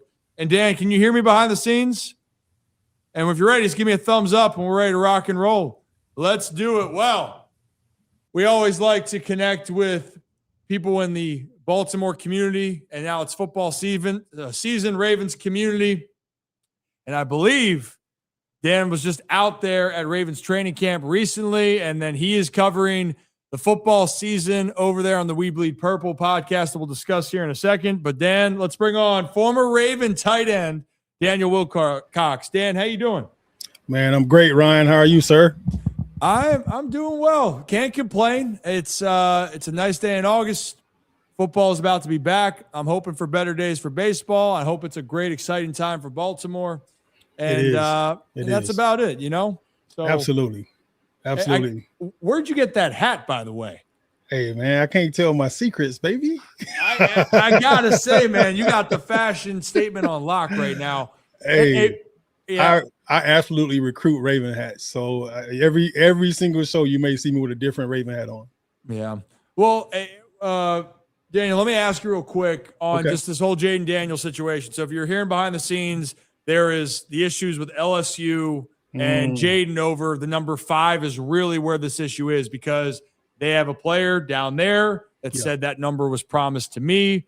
Jayden and his camp saying, I don't like that. We're going to pull the name, image, and likeness of Jayden Daniels and LSU. Just on your take of this, one, have you seen anything like this? And two, where do you kind of stand when it comes to this number legacy? Now, have LSU already retired Jayden Daniels' number? No, Jayden Daniels' number has not been retired. Neither has Joe Burrow's number. But no one has worn Joe Burrow's number since. And this specific player now down at LSU requested in his deal to come to LSU that he wanted to wear number 5. So it was promised to him by Brian Kelly. Yeah, well, coaches lie all the time. They lie all the freaking time. They will lie to you day in and day night on recruiting visits. Oh, you want number 5? Absolutely. You can have it, buddy. Whatever you want. And then as soon as you walk away, like, who cares? I don't care about giving that kid number 5. Coaches will lie to you to get you on campus. They will lie to you to get you to sign a contract. So I wouldn't buy into that too hard. If I was that kid, he won't be the first kid that got stuck for a jersey number by a coach. Jayden, on the other hand, I understand where he's coming from. You know, he has a legacy that he's already put forth, you know, through the LSU. And if he want the number 5 retired or he don't want anybody wearing it, it's kind of weird almost if it's not retired already, you know? So I'm a little, I guess, thrown off by it a little bit. Yeah. At the same time, I'm not Jayden Daniels, you know, and the amount of money that these guys make now for NIL stuff is freaking unbelievable, you know? So if it's definitely going to taint the fact that every jersey sold, number 5 LSU jersey sold, that's still a Jayden Daniel jersey, I wouldn't want anybody wearing it either if I was him, you know, but Jayden shouldn't be able to control what LSU do with a jersey that he haven't retired yet. And I know every athlete's different and how you handle it, how I handle this situation from even just a distraction standpoint, because now what's happening, that's a big story. And right now, what's going on? The Commanders are in training camp, and what's everyone talking about now? Not that, hey, are the Commanders going to bounce back? This kind of shadow is going to hang over about a story that's not about play on the football field. For you as being in there, is it just case by case about dealing with outside noise and outside distractions? Like, do you think this is something that's really going to be a problem? Or you have any experiences that you've dealt with in the past that can kind of relate to distractions off the field? Yeah, I mean, when anytime there's a player in the news for something that's negative, you know, it can always affect the team, you know, but most coaches are going to tell you, like, we need to focus on what's going on inside the building. You know, everything that's outside, we need to block it out. You know, most coaches are going to tell you that. They're not going to allow outside noise to interfere with what they're trying to do during the season or during training camp or anything like that. You know, so I can't see this being, I mean, it's a jersey. What are we really talking about? There's nothing super negative about a jersey. Jayden not wanting the guy to wear it, the guy wanting to wear it, it is what it is. I don't understand how it became national news. I don't even understand how Jayden even found out that the kid was wearing the jersey or going to wear the jersey, or I don't even know why it's a thing. Like, if I haven't retired your number yet, you shouldn't have no say-so over what I can do with the jersey if I'm the head coach down there. That's how I look at it. If the number gets retired, then they got to get Jayden permission to wear it. If it's not retired yet, I don't really understand what the big deal is. Now, I can understand Jayden not wanting anybody to wear it, but I can't understand LSU even bringing it to Jayden's attention, if that makes sense. Mm-hmm. Oh, it 100% does. And that's why you're right. Should it be a non-story? I mean, probably for others it could be, but when you're a Heisman winning trophy quarterback, this happened recently. Yeah. You're one of the faces of the NFL, young quarterback looking for a bounce back in his 3rd year. Of course, it's going to be a talking point for people out there in the media world, and LSU powerhouse. And with Lane Kiffin there's some fireworks there, but enough about all the college football side. First off, Dan, before I get to your visit to training camp, I saw you and Matt went to training camp recently. We did. For those that don't know what you and Matt are doing, covering the Ravens throughout the course of the NFL season upcoming here on your podcast? Well, we started our podcast last year. We kind of branched out and did it on our own. I was with the Believe Network for about 3 or 4 seasons, and I wanted to kind of do something that I can just have fans engage and we'd be able to talk and we could be live and just kind of interact with the people, because people have questions all the time. I mean, I can't go anywhere without people asking me things about the Ravens and my playing days and the players I played against and the players I played with. And, you know, so I just wanted to be able to share as much as I could. And I wasn't able to do that on the Believe Network, you know, so we decided to start off last year and start our own podcast. It did really, really well last year, and we want to continue to grow it. We went to YouTube, we went to Facebook, we went to IG, we went to X, went to anything, TikTok, we went to anything we can get, and we just plugged it all in. And you know, me and Matt is my co-host, and we get a chance to talk about Ravens football day in and day out. And I think it's a pretty cool perspective because you get it from a player who's also been a college coach, who's also been a scout for the Ravens, who's had a chance to be in the player personnel department. And then you get a chance to hear Matt's standpoint, which he's been a fan. He was born and raised in Baltimore, and he's been a fan since birth. You know, he remember every player I played with, he knows them all by name, number, stats. He knows everything. He's like a football savant when it comes to all that type of stuff. And he knows everybody on the roster right now. He's a huge Ravens fan. He's got a tattoo on his arm, Ravens and Orioles. And that's what he does. He live and breathe it all day. He's also a correctional officer, Ryan, you know, in the state of Baltimore, you know, so he get a chance to see that side of things too as well. So it makes for a very interesting conversation week in and week out. We get a chance to film it live, and, you know, fans get a chance to get on and chat with us while we're talking. And we talk about anything and everything Baltimore, everything Ravens.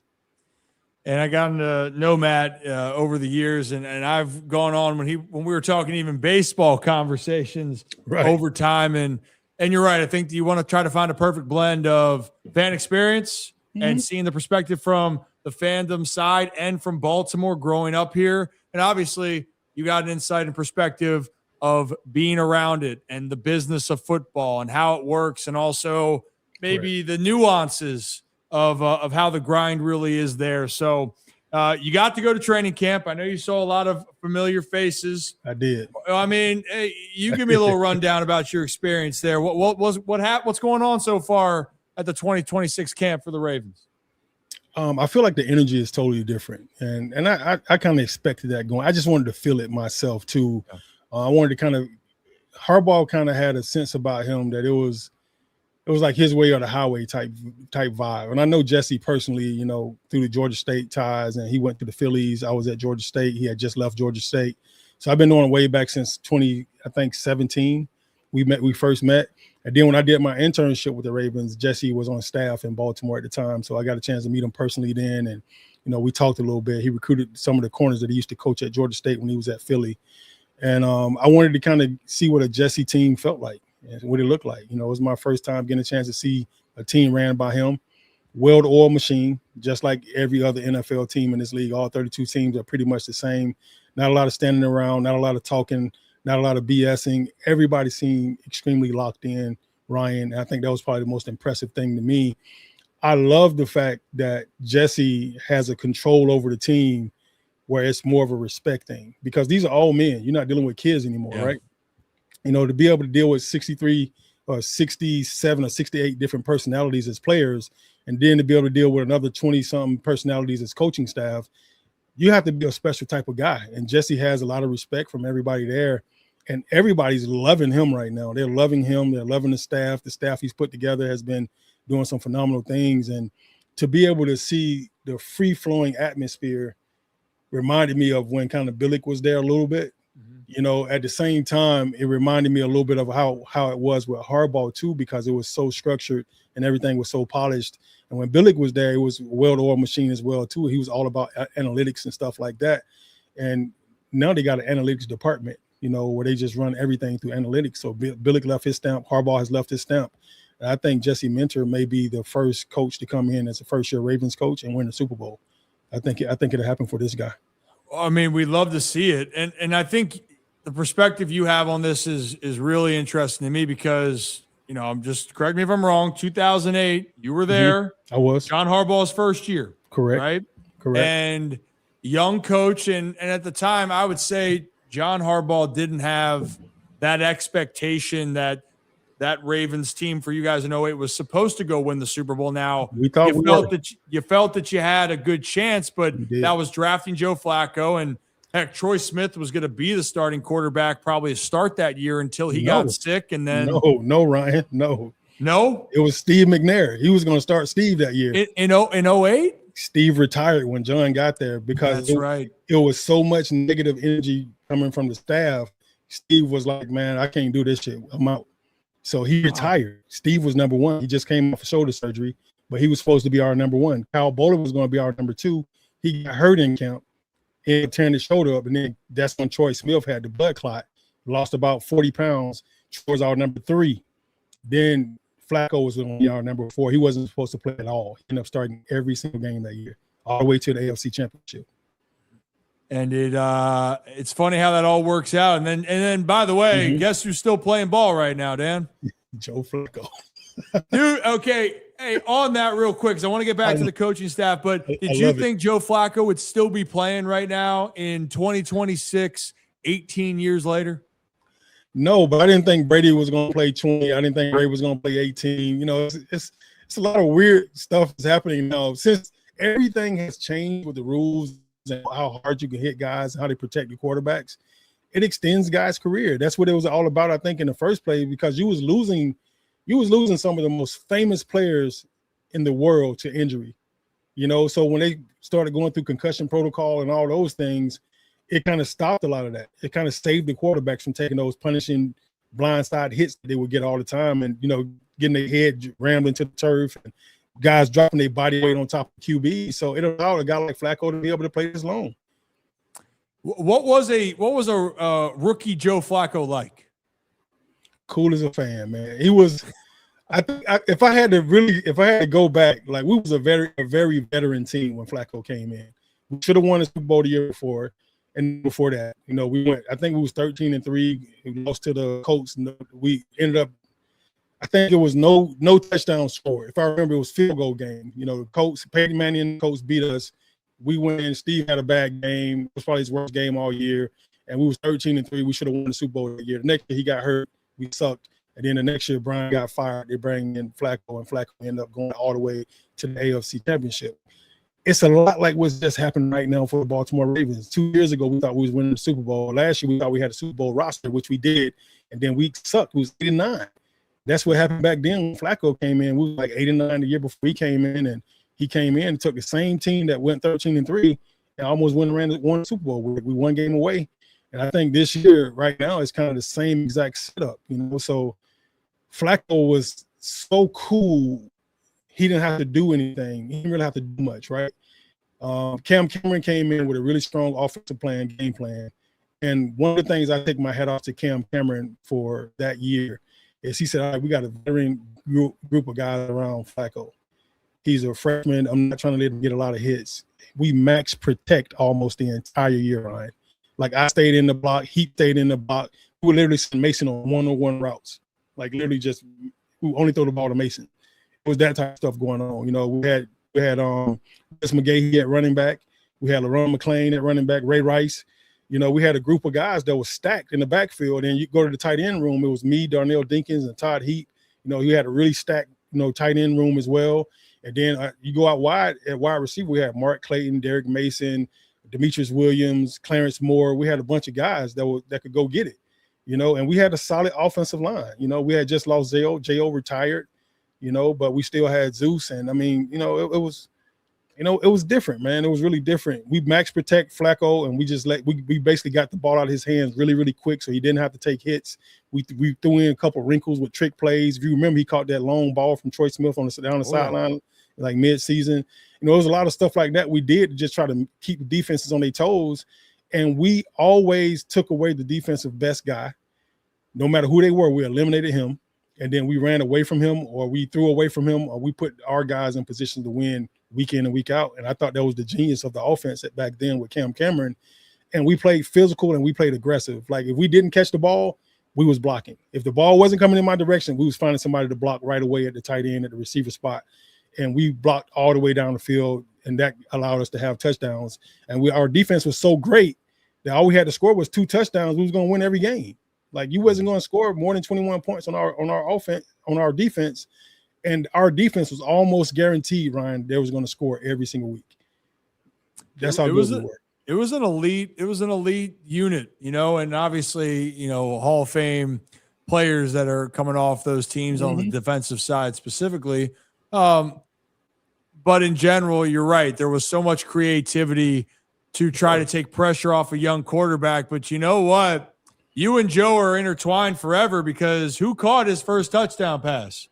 I think it was me, if I remember correctly. It was you. It was me. It was you. And I believe it was September 29th, 2008.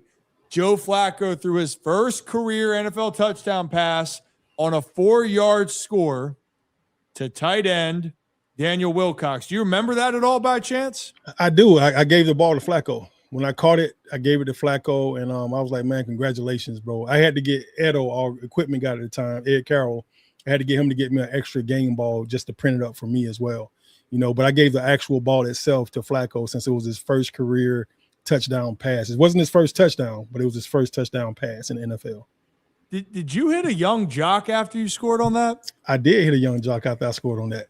Absolutely, I did. And that was the hot song back in the mid to late 2000s. Me being from Atlanta, that was pretty much my touchdown dance almost all that year. Like he used to call it like riding a motorcycle. So it was like that motorcycle dance where you kind of drop back and just crank it like that. Hit it twice. It was fun, man. The cool thing about that, Ryan, Flacco had just lost his senior year in college. He went to University of Delaware. Yeah. They lost to Appalachian State in the national title, in the national championship game. I went to App State. So he loses to App State and then turns around and throws his first touchdown ball to an App State player. Yeah. It's poetic. It is poetic. It's poetic a little bit. It is. Dan, I've loved seeing how connected you are still with the Ravens, how much you follow, being around. And I honestly think you're the perfect guy to have this next conversation with the tight end position. And you talked about the transitions. You just mentioned that Cam Cameron was helping Joe Flacco and trying to help this offense take pressure off. Well, in a different sense here, we're seeing a new offensive coordinator come into Baltimore in Declan Doyle, who has been really praised by a lot of coaches of saying he is going to be the next great mind offensively, but there is going to be some growing pains. And I've heard a little bit about that the system can be complicated with trying to put it together. And honestly, some reports, Dan, are about the tight ends are trying to get going in camp and trying to find how they fit into the system. So maybe question one, from you being around camp, around Declan Doyle, what are things that you're hearing about this system? And then maybe afterwards, I can ask you a little bit more about the tight ends. Well, I feel like every NFL playbook on offense is a complicated playbook. There's no such thing as a playbook that's not complicated in the NFL. It has to be complex to an extent because you have to have code words and it's almost like secret passageways to get to certain plays just so the other team don't know what you're doing. You're trying to confuse them if they're trying to steal anything from you.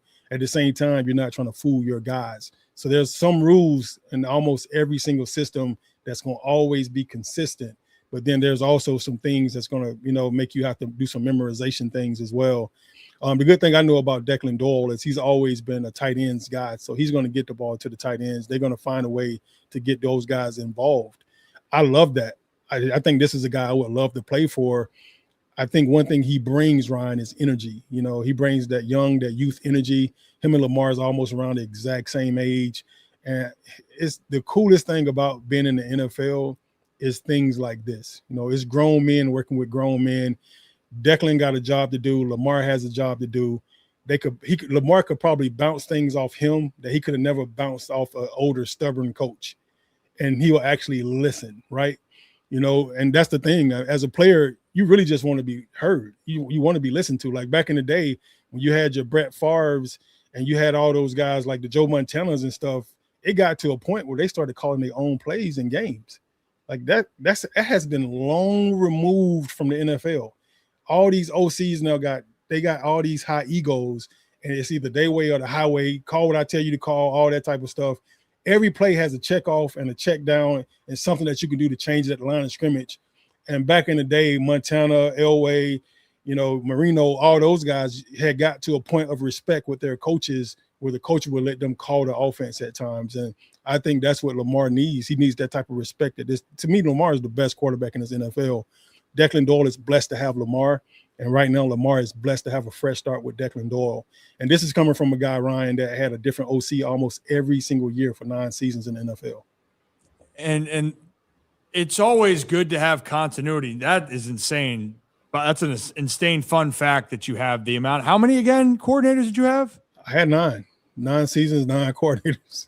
That's insane when you say that out loud in a sport that is so team oriented. And of course, you need your star players. In the quarterback position, there's a lot more pressure and expectation that you're making the right reads. But when you have to constantly change things up, that's an overload. That's a lot that goes on in this process. Now, a guy like Lamar, we both know, extremely talented. He's at every system level. He's excelled and played at the highest level. He's a 2-time MVP. But this is going to be a difference. So do you think that the biggest difference in this coaching change from Harbaugh and Monken and some other coaches from the past year, you think the age similarity and the type of conversation that they're having, it's a little bit more open and it's really they're asking Lamar to really take more lead in this situation? Is that kind of what you're kind of implying? I'm not necessarily implying that, but I think it could possibly get to that. I think it'll take some time to get there for sure, because Lamar has to really learn the offense as well as Declan knows the offense. What I think the biggest change is, honestly, is you coming from a John Harbaugh to a guy like Jesse Minter, and Minter has been a defensive guy his entire career, so he's considered a defensive guru. Yeah, and Harbaugh was a special teams guy. So when you think about a special teams coach, from what I saw with Harbaugh, he let the D coordinator coach, he let the offense coordinator coach, he never interjected. And the difference between that, Ryan, is when Billick was there, if we was throwing the ball too much, I don't give a shit who the offensive coordinator was. He'd be like, run the fucking ball. You know what I'm saying? Yeah. You never heard that one time from Harbaugh. Harbaugh sit on there with that weird look on his face, like he was dazed looking up at the scoreboard or something. But he never interjected with the OC or the defensive guys, the D coordinators at all. But now you got a defensive coordinator guy that if something's not right, he will probably jump on Anthony Weaver's ass about defense. And if something's not right on offense, he will probably be more kindly to be like, hey, man, we got Derrick Henry, run the freaking ball. You know what I'm saying? And I think that's what we was missing these last 3 years with Derrick. I'm like, man, you got the best running offense in the league 3 years in a row. Even when you had Gus Edwards and the other guys here, we went to the AFC Championship game, Ryan. We was the number one rushing offense in the league and ran the ball 6 times, bro. Like, at some point, your head coach got to be like, run the effing ball. And I think that's what you're going to get from a Jesse Minter. Like, he's a guy that's been on defense his whole life. He knows when we should be running the ball on offense, and he knows when the defense should be playing better defense. So I think that's going to be the biggest difference, because Harbaugh stayed out of those guys' way and just kind of let them do their thing. He knew exactly what they was doing because he's sharp as attack. Yeah. But he never interjected and told them to stop throwing the freaking ball and run the ball, or stop running the ball and throw the damn ball, and or telling the defense to play freaking better because they should have been playing better. The last couple of years on defense has been absolutely chaotic to watch. It has been, and I think that's great insight of that. Harbs didn't want to overstep, and I do want to say, being around sports, we've always heard with certain coaches, if they did overstep too much, that it could hinder it, and you want your coaches to coach. But having said that, if you want something done a certain way, when's the best way to interject? Now, I'm curious how things will be with Harbs with the Giants, because I think the Giants, culture-wise, they're trying to change how they operate in general. So I think it should be a really interesting fit for how it's going to go. And now the Ravens are in this next evolution of this. And, I'm excited to see how this plays out. Can I ask you that on the tight end side real quick? Yes. Where Likely departs. It was a player they couldn't get to an extension. He's now joining Harbs up there. Yeah. And now you draft 2 young tight ends who the Ravens, just as you know, like the tight ends have always been a huge part of the organization, regardless of the change. And then there is still Mark Andrews, and I know he's been banged up and, for whatever the reasons, people are a little bit more hesitant on Mark ever since that game in Buffalo in the postseason. How much does Mark have left? Is Mark going to be that featured player with the emergence of some of these wide receivers in Baltimore? In your case of what you're seeing with this tight end room, how are you projecting this out? Are you buying a bounce back for Mark, or is there some other levels of concern that have kind of been brought up through camp? No, I mean, I don't have any concerns at all. I really was upset, Ryan, when Isaiah Likely didn't get re-signed, but I kind of knew it was going to happen once they paid Mark all that money. Yeah. I just didn't understand that thought process of it. But at the same time, you got to pay guys for what they're worth.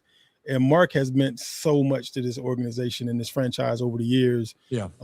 That he deserved to get a payday. You know, whether it should have been from us or somebody else, you would want it to be from the people that you've been loyal to all this time. So I'm not mad at the Ravens for doing what they did. I just feel like they should have left some room in there for Isaiah too. I hate the fact that Isaiah left. At the same time, we went and got 2 outstanding young tight ends who I think is going to be very impactful here. The kid from SMU, Hipner, I think he's going to be a very dynamic tight end for us. I don't think he's going to be the guy. I think the guy is going to be the Quavers kid from Alabama. And, you know, me sitting down watching camp the other day and, you know, talking to Ozzie, you know, Jameel McClain, a couple of my teammates, you know, just seeing what guys think, man. You know, that guy's been making waves for himself all through training camp and all through mini camps and stuff like that. I think he's a guy that's going to show up and play big for you. And, you know, I think the Smythe kid from Philly, I think he'll probably end up being more of a blocking type guy for us, a bigger body type that'll come in there and just kind of handle business. You know, I looked at the stats from last year. He didn't catch a lot of balls at all, you know, but Mark only caught 48 balls last year himself, you know, and I think in this offense, it'll be a little bit more high powered than what we had with Munkin. And I think you'll be able to get some of these guys the ball a little bit more. Quavis is the guy I think you should be watching out for. I think he's going to do some outstanding things. I'm really excited to see what happens in the preseason because these preseason games are going to be telling. It's going to be very telling. We'll be able to see a lot more of these guys play. I want to see Hipner and Quavers as much as possible. I want to see how these guys act underneath the bright lights because, you know, with them both going to big powerhouse schools where they did, you know, Alabama, of course, is the powerhouse, you know, but SMU has always been really good too. You know, with them going and being the guys in their places, now they get to come here. Now they're small fry in the big pond, you know, a small fish in the big pond. And I would like to see what happens with both of these guys. But I'm interested, man. I think it's a really talented tight end room. All 4 of these guys are very talented. I think we'll keep all 4. I don't think we'll get rid of any of them. All 4 will make the team. I think they'll travel probably 3 or 4 of these guys every week. It's always been a organization that has produced tight ends. It's always been a huge part of it.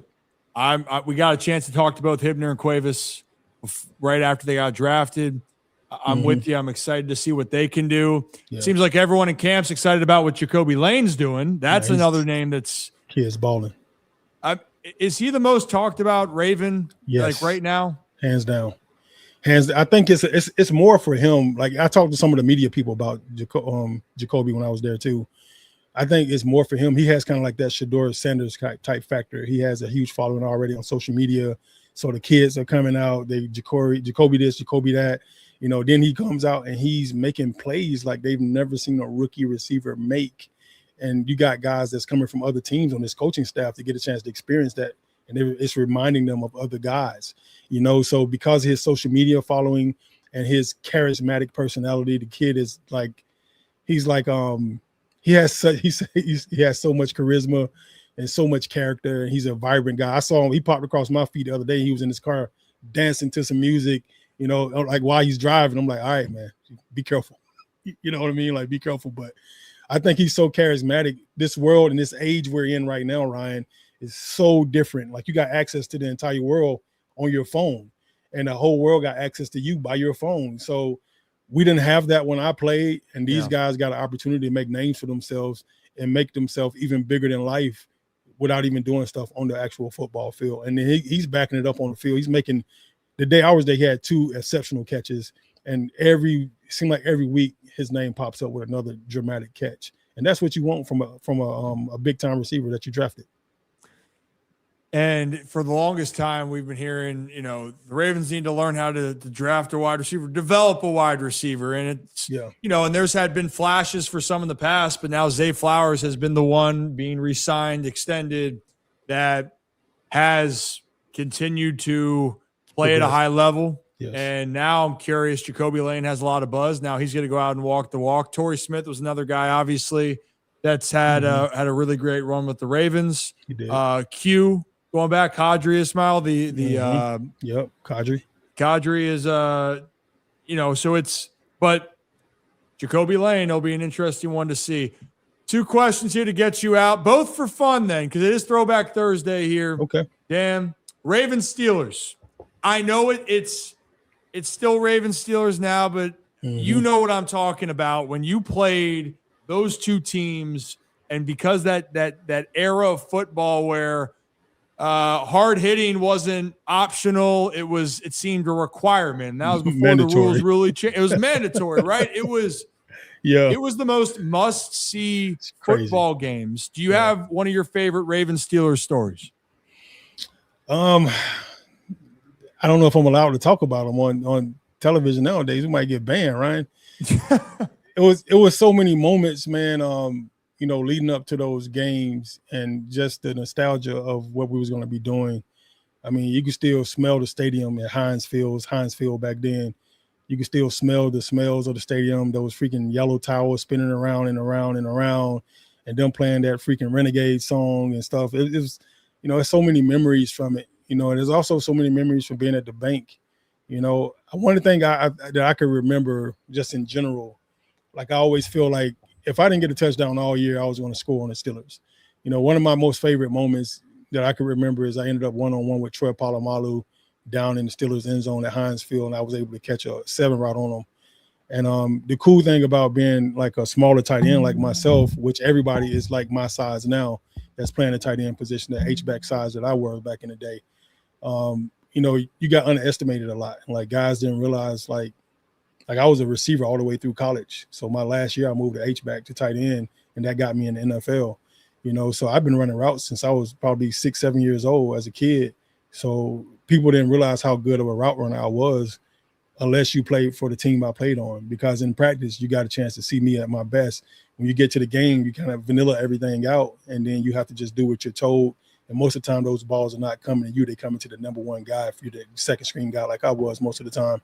And even in Baltimore, they had plays for me, just for me. Like I was the zip motion move guy, and I also was the shift guy, and then I was the guy that did the double moves at the tight end position.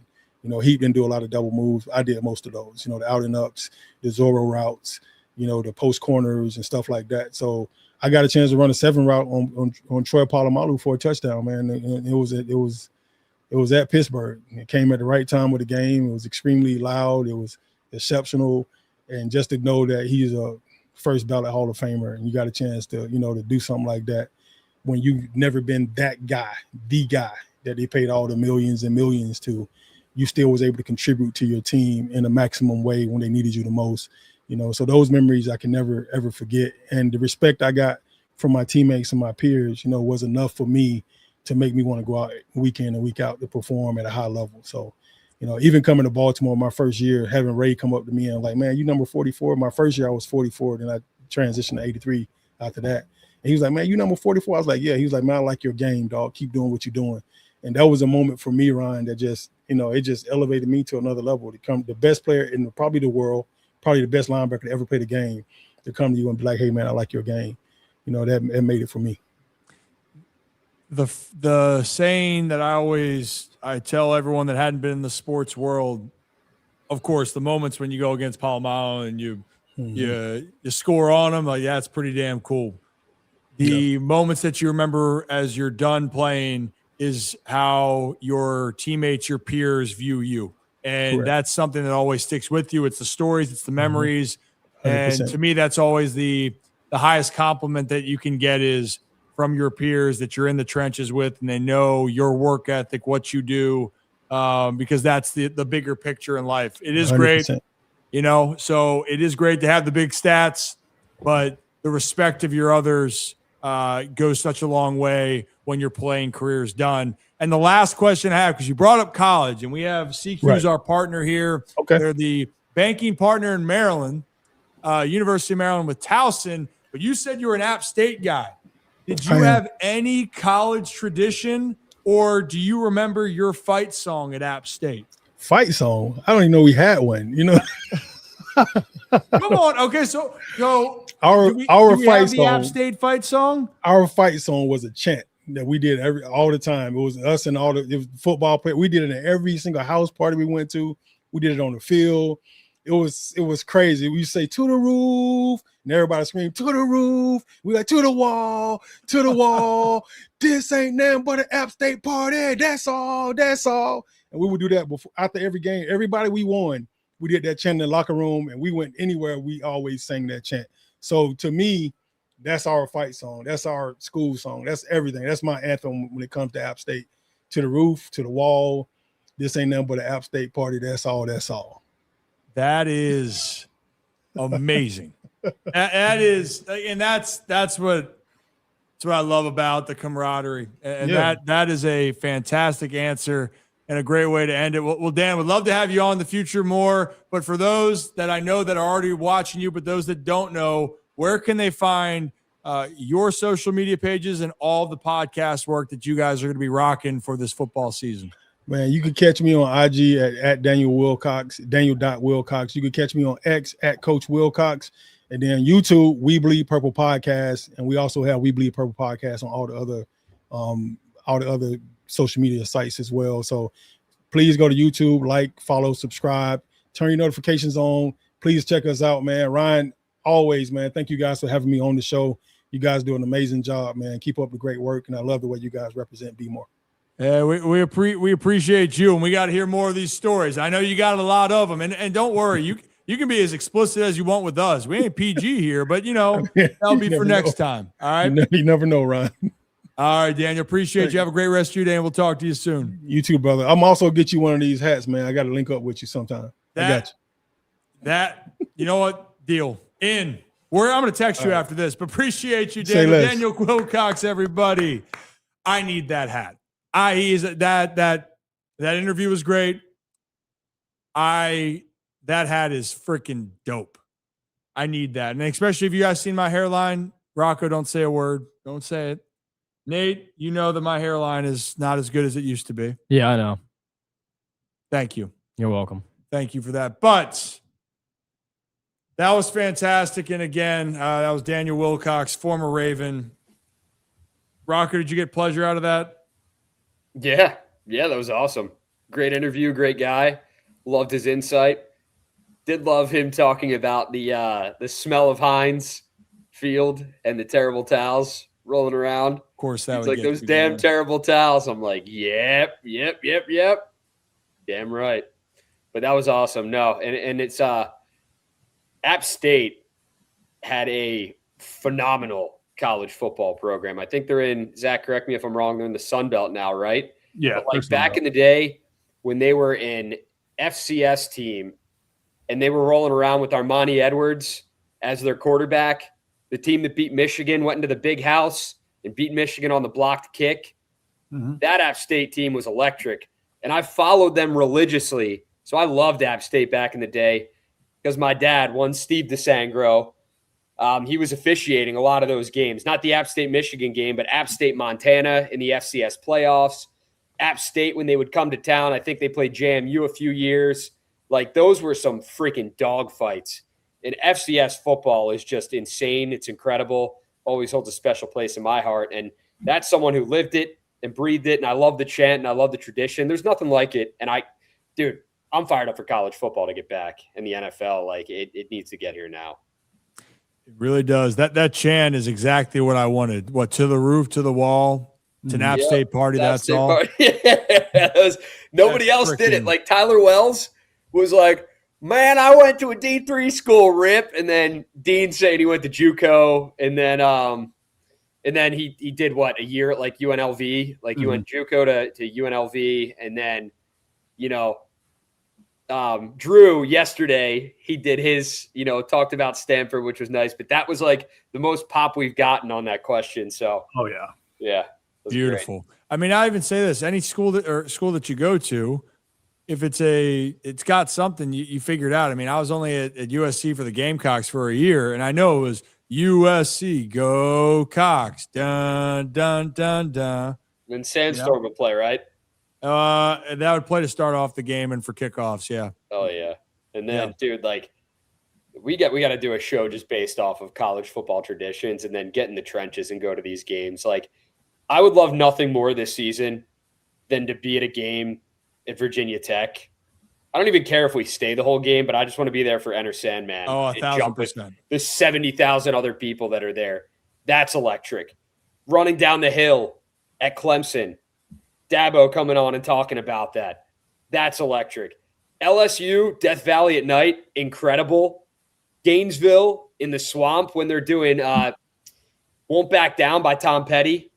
It's like college football is the freaking best, dude. So, again, I know we got off topic there, but just pumped for Saturdays to just be all college football all day, man. It's going to be great. But also remember that we all know this, Rocco, that California State University is a Division II school. Everyone knows the Fighting Coyotes are D2, right? Tom must have gone there a time or two. I wonder. I'm sorry, Tom. It won't happen again. That's my mistake. Don't blame me and my Temple education. It's I'll do better next time. Well, guys, we had a lot of great stuff. Appreciate all this. New to the channel, hit that like and subscribe button. And Zach, we appreciate you, and we appreciate CQ and our friends at CQ. Want to remind you, because Rocky just talking about college football season, and yeah, you might have traveled for a lot of games last year, and it can add up. Or if you're just having some more debts or you're paying things off, well, why don't you check out CQ right now and their new interest rates there to help for payments? They're lower, and they can help you on your line of credit. In this case, you can borrow up to $30,000, which I guess you'd be spending a lot if you did that, or as little as $300, or everything in between. CQ is there to try to help you. And if you have any interest for more of these details with these rates, go to cqmd.org/ no slash on this one, just cqmd.org. Goodness gracious.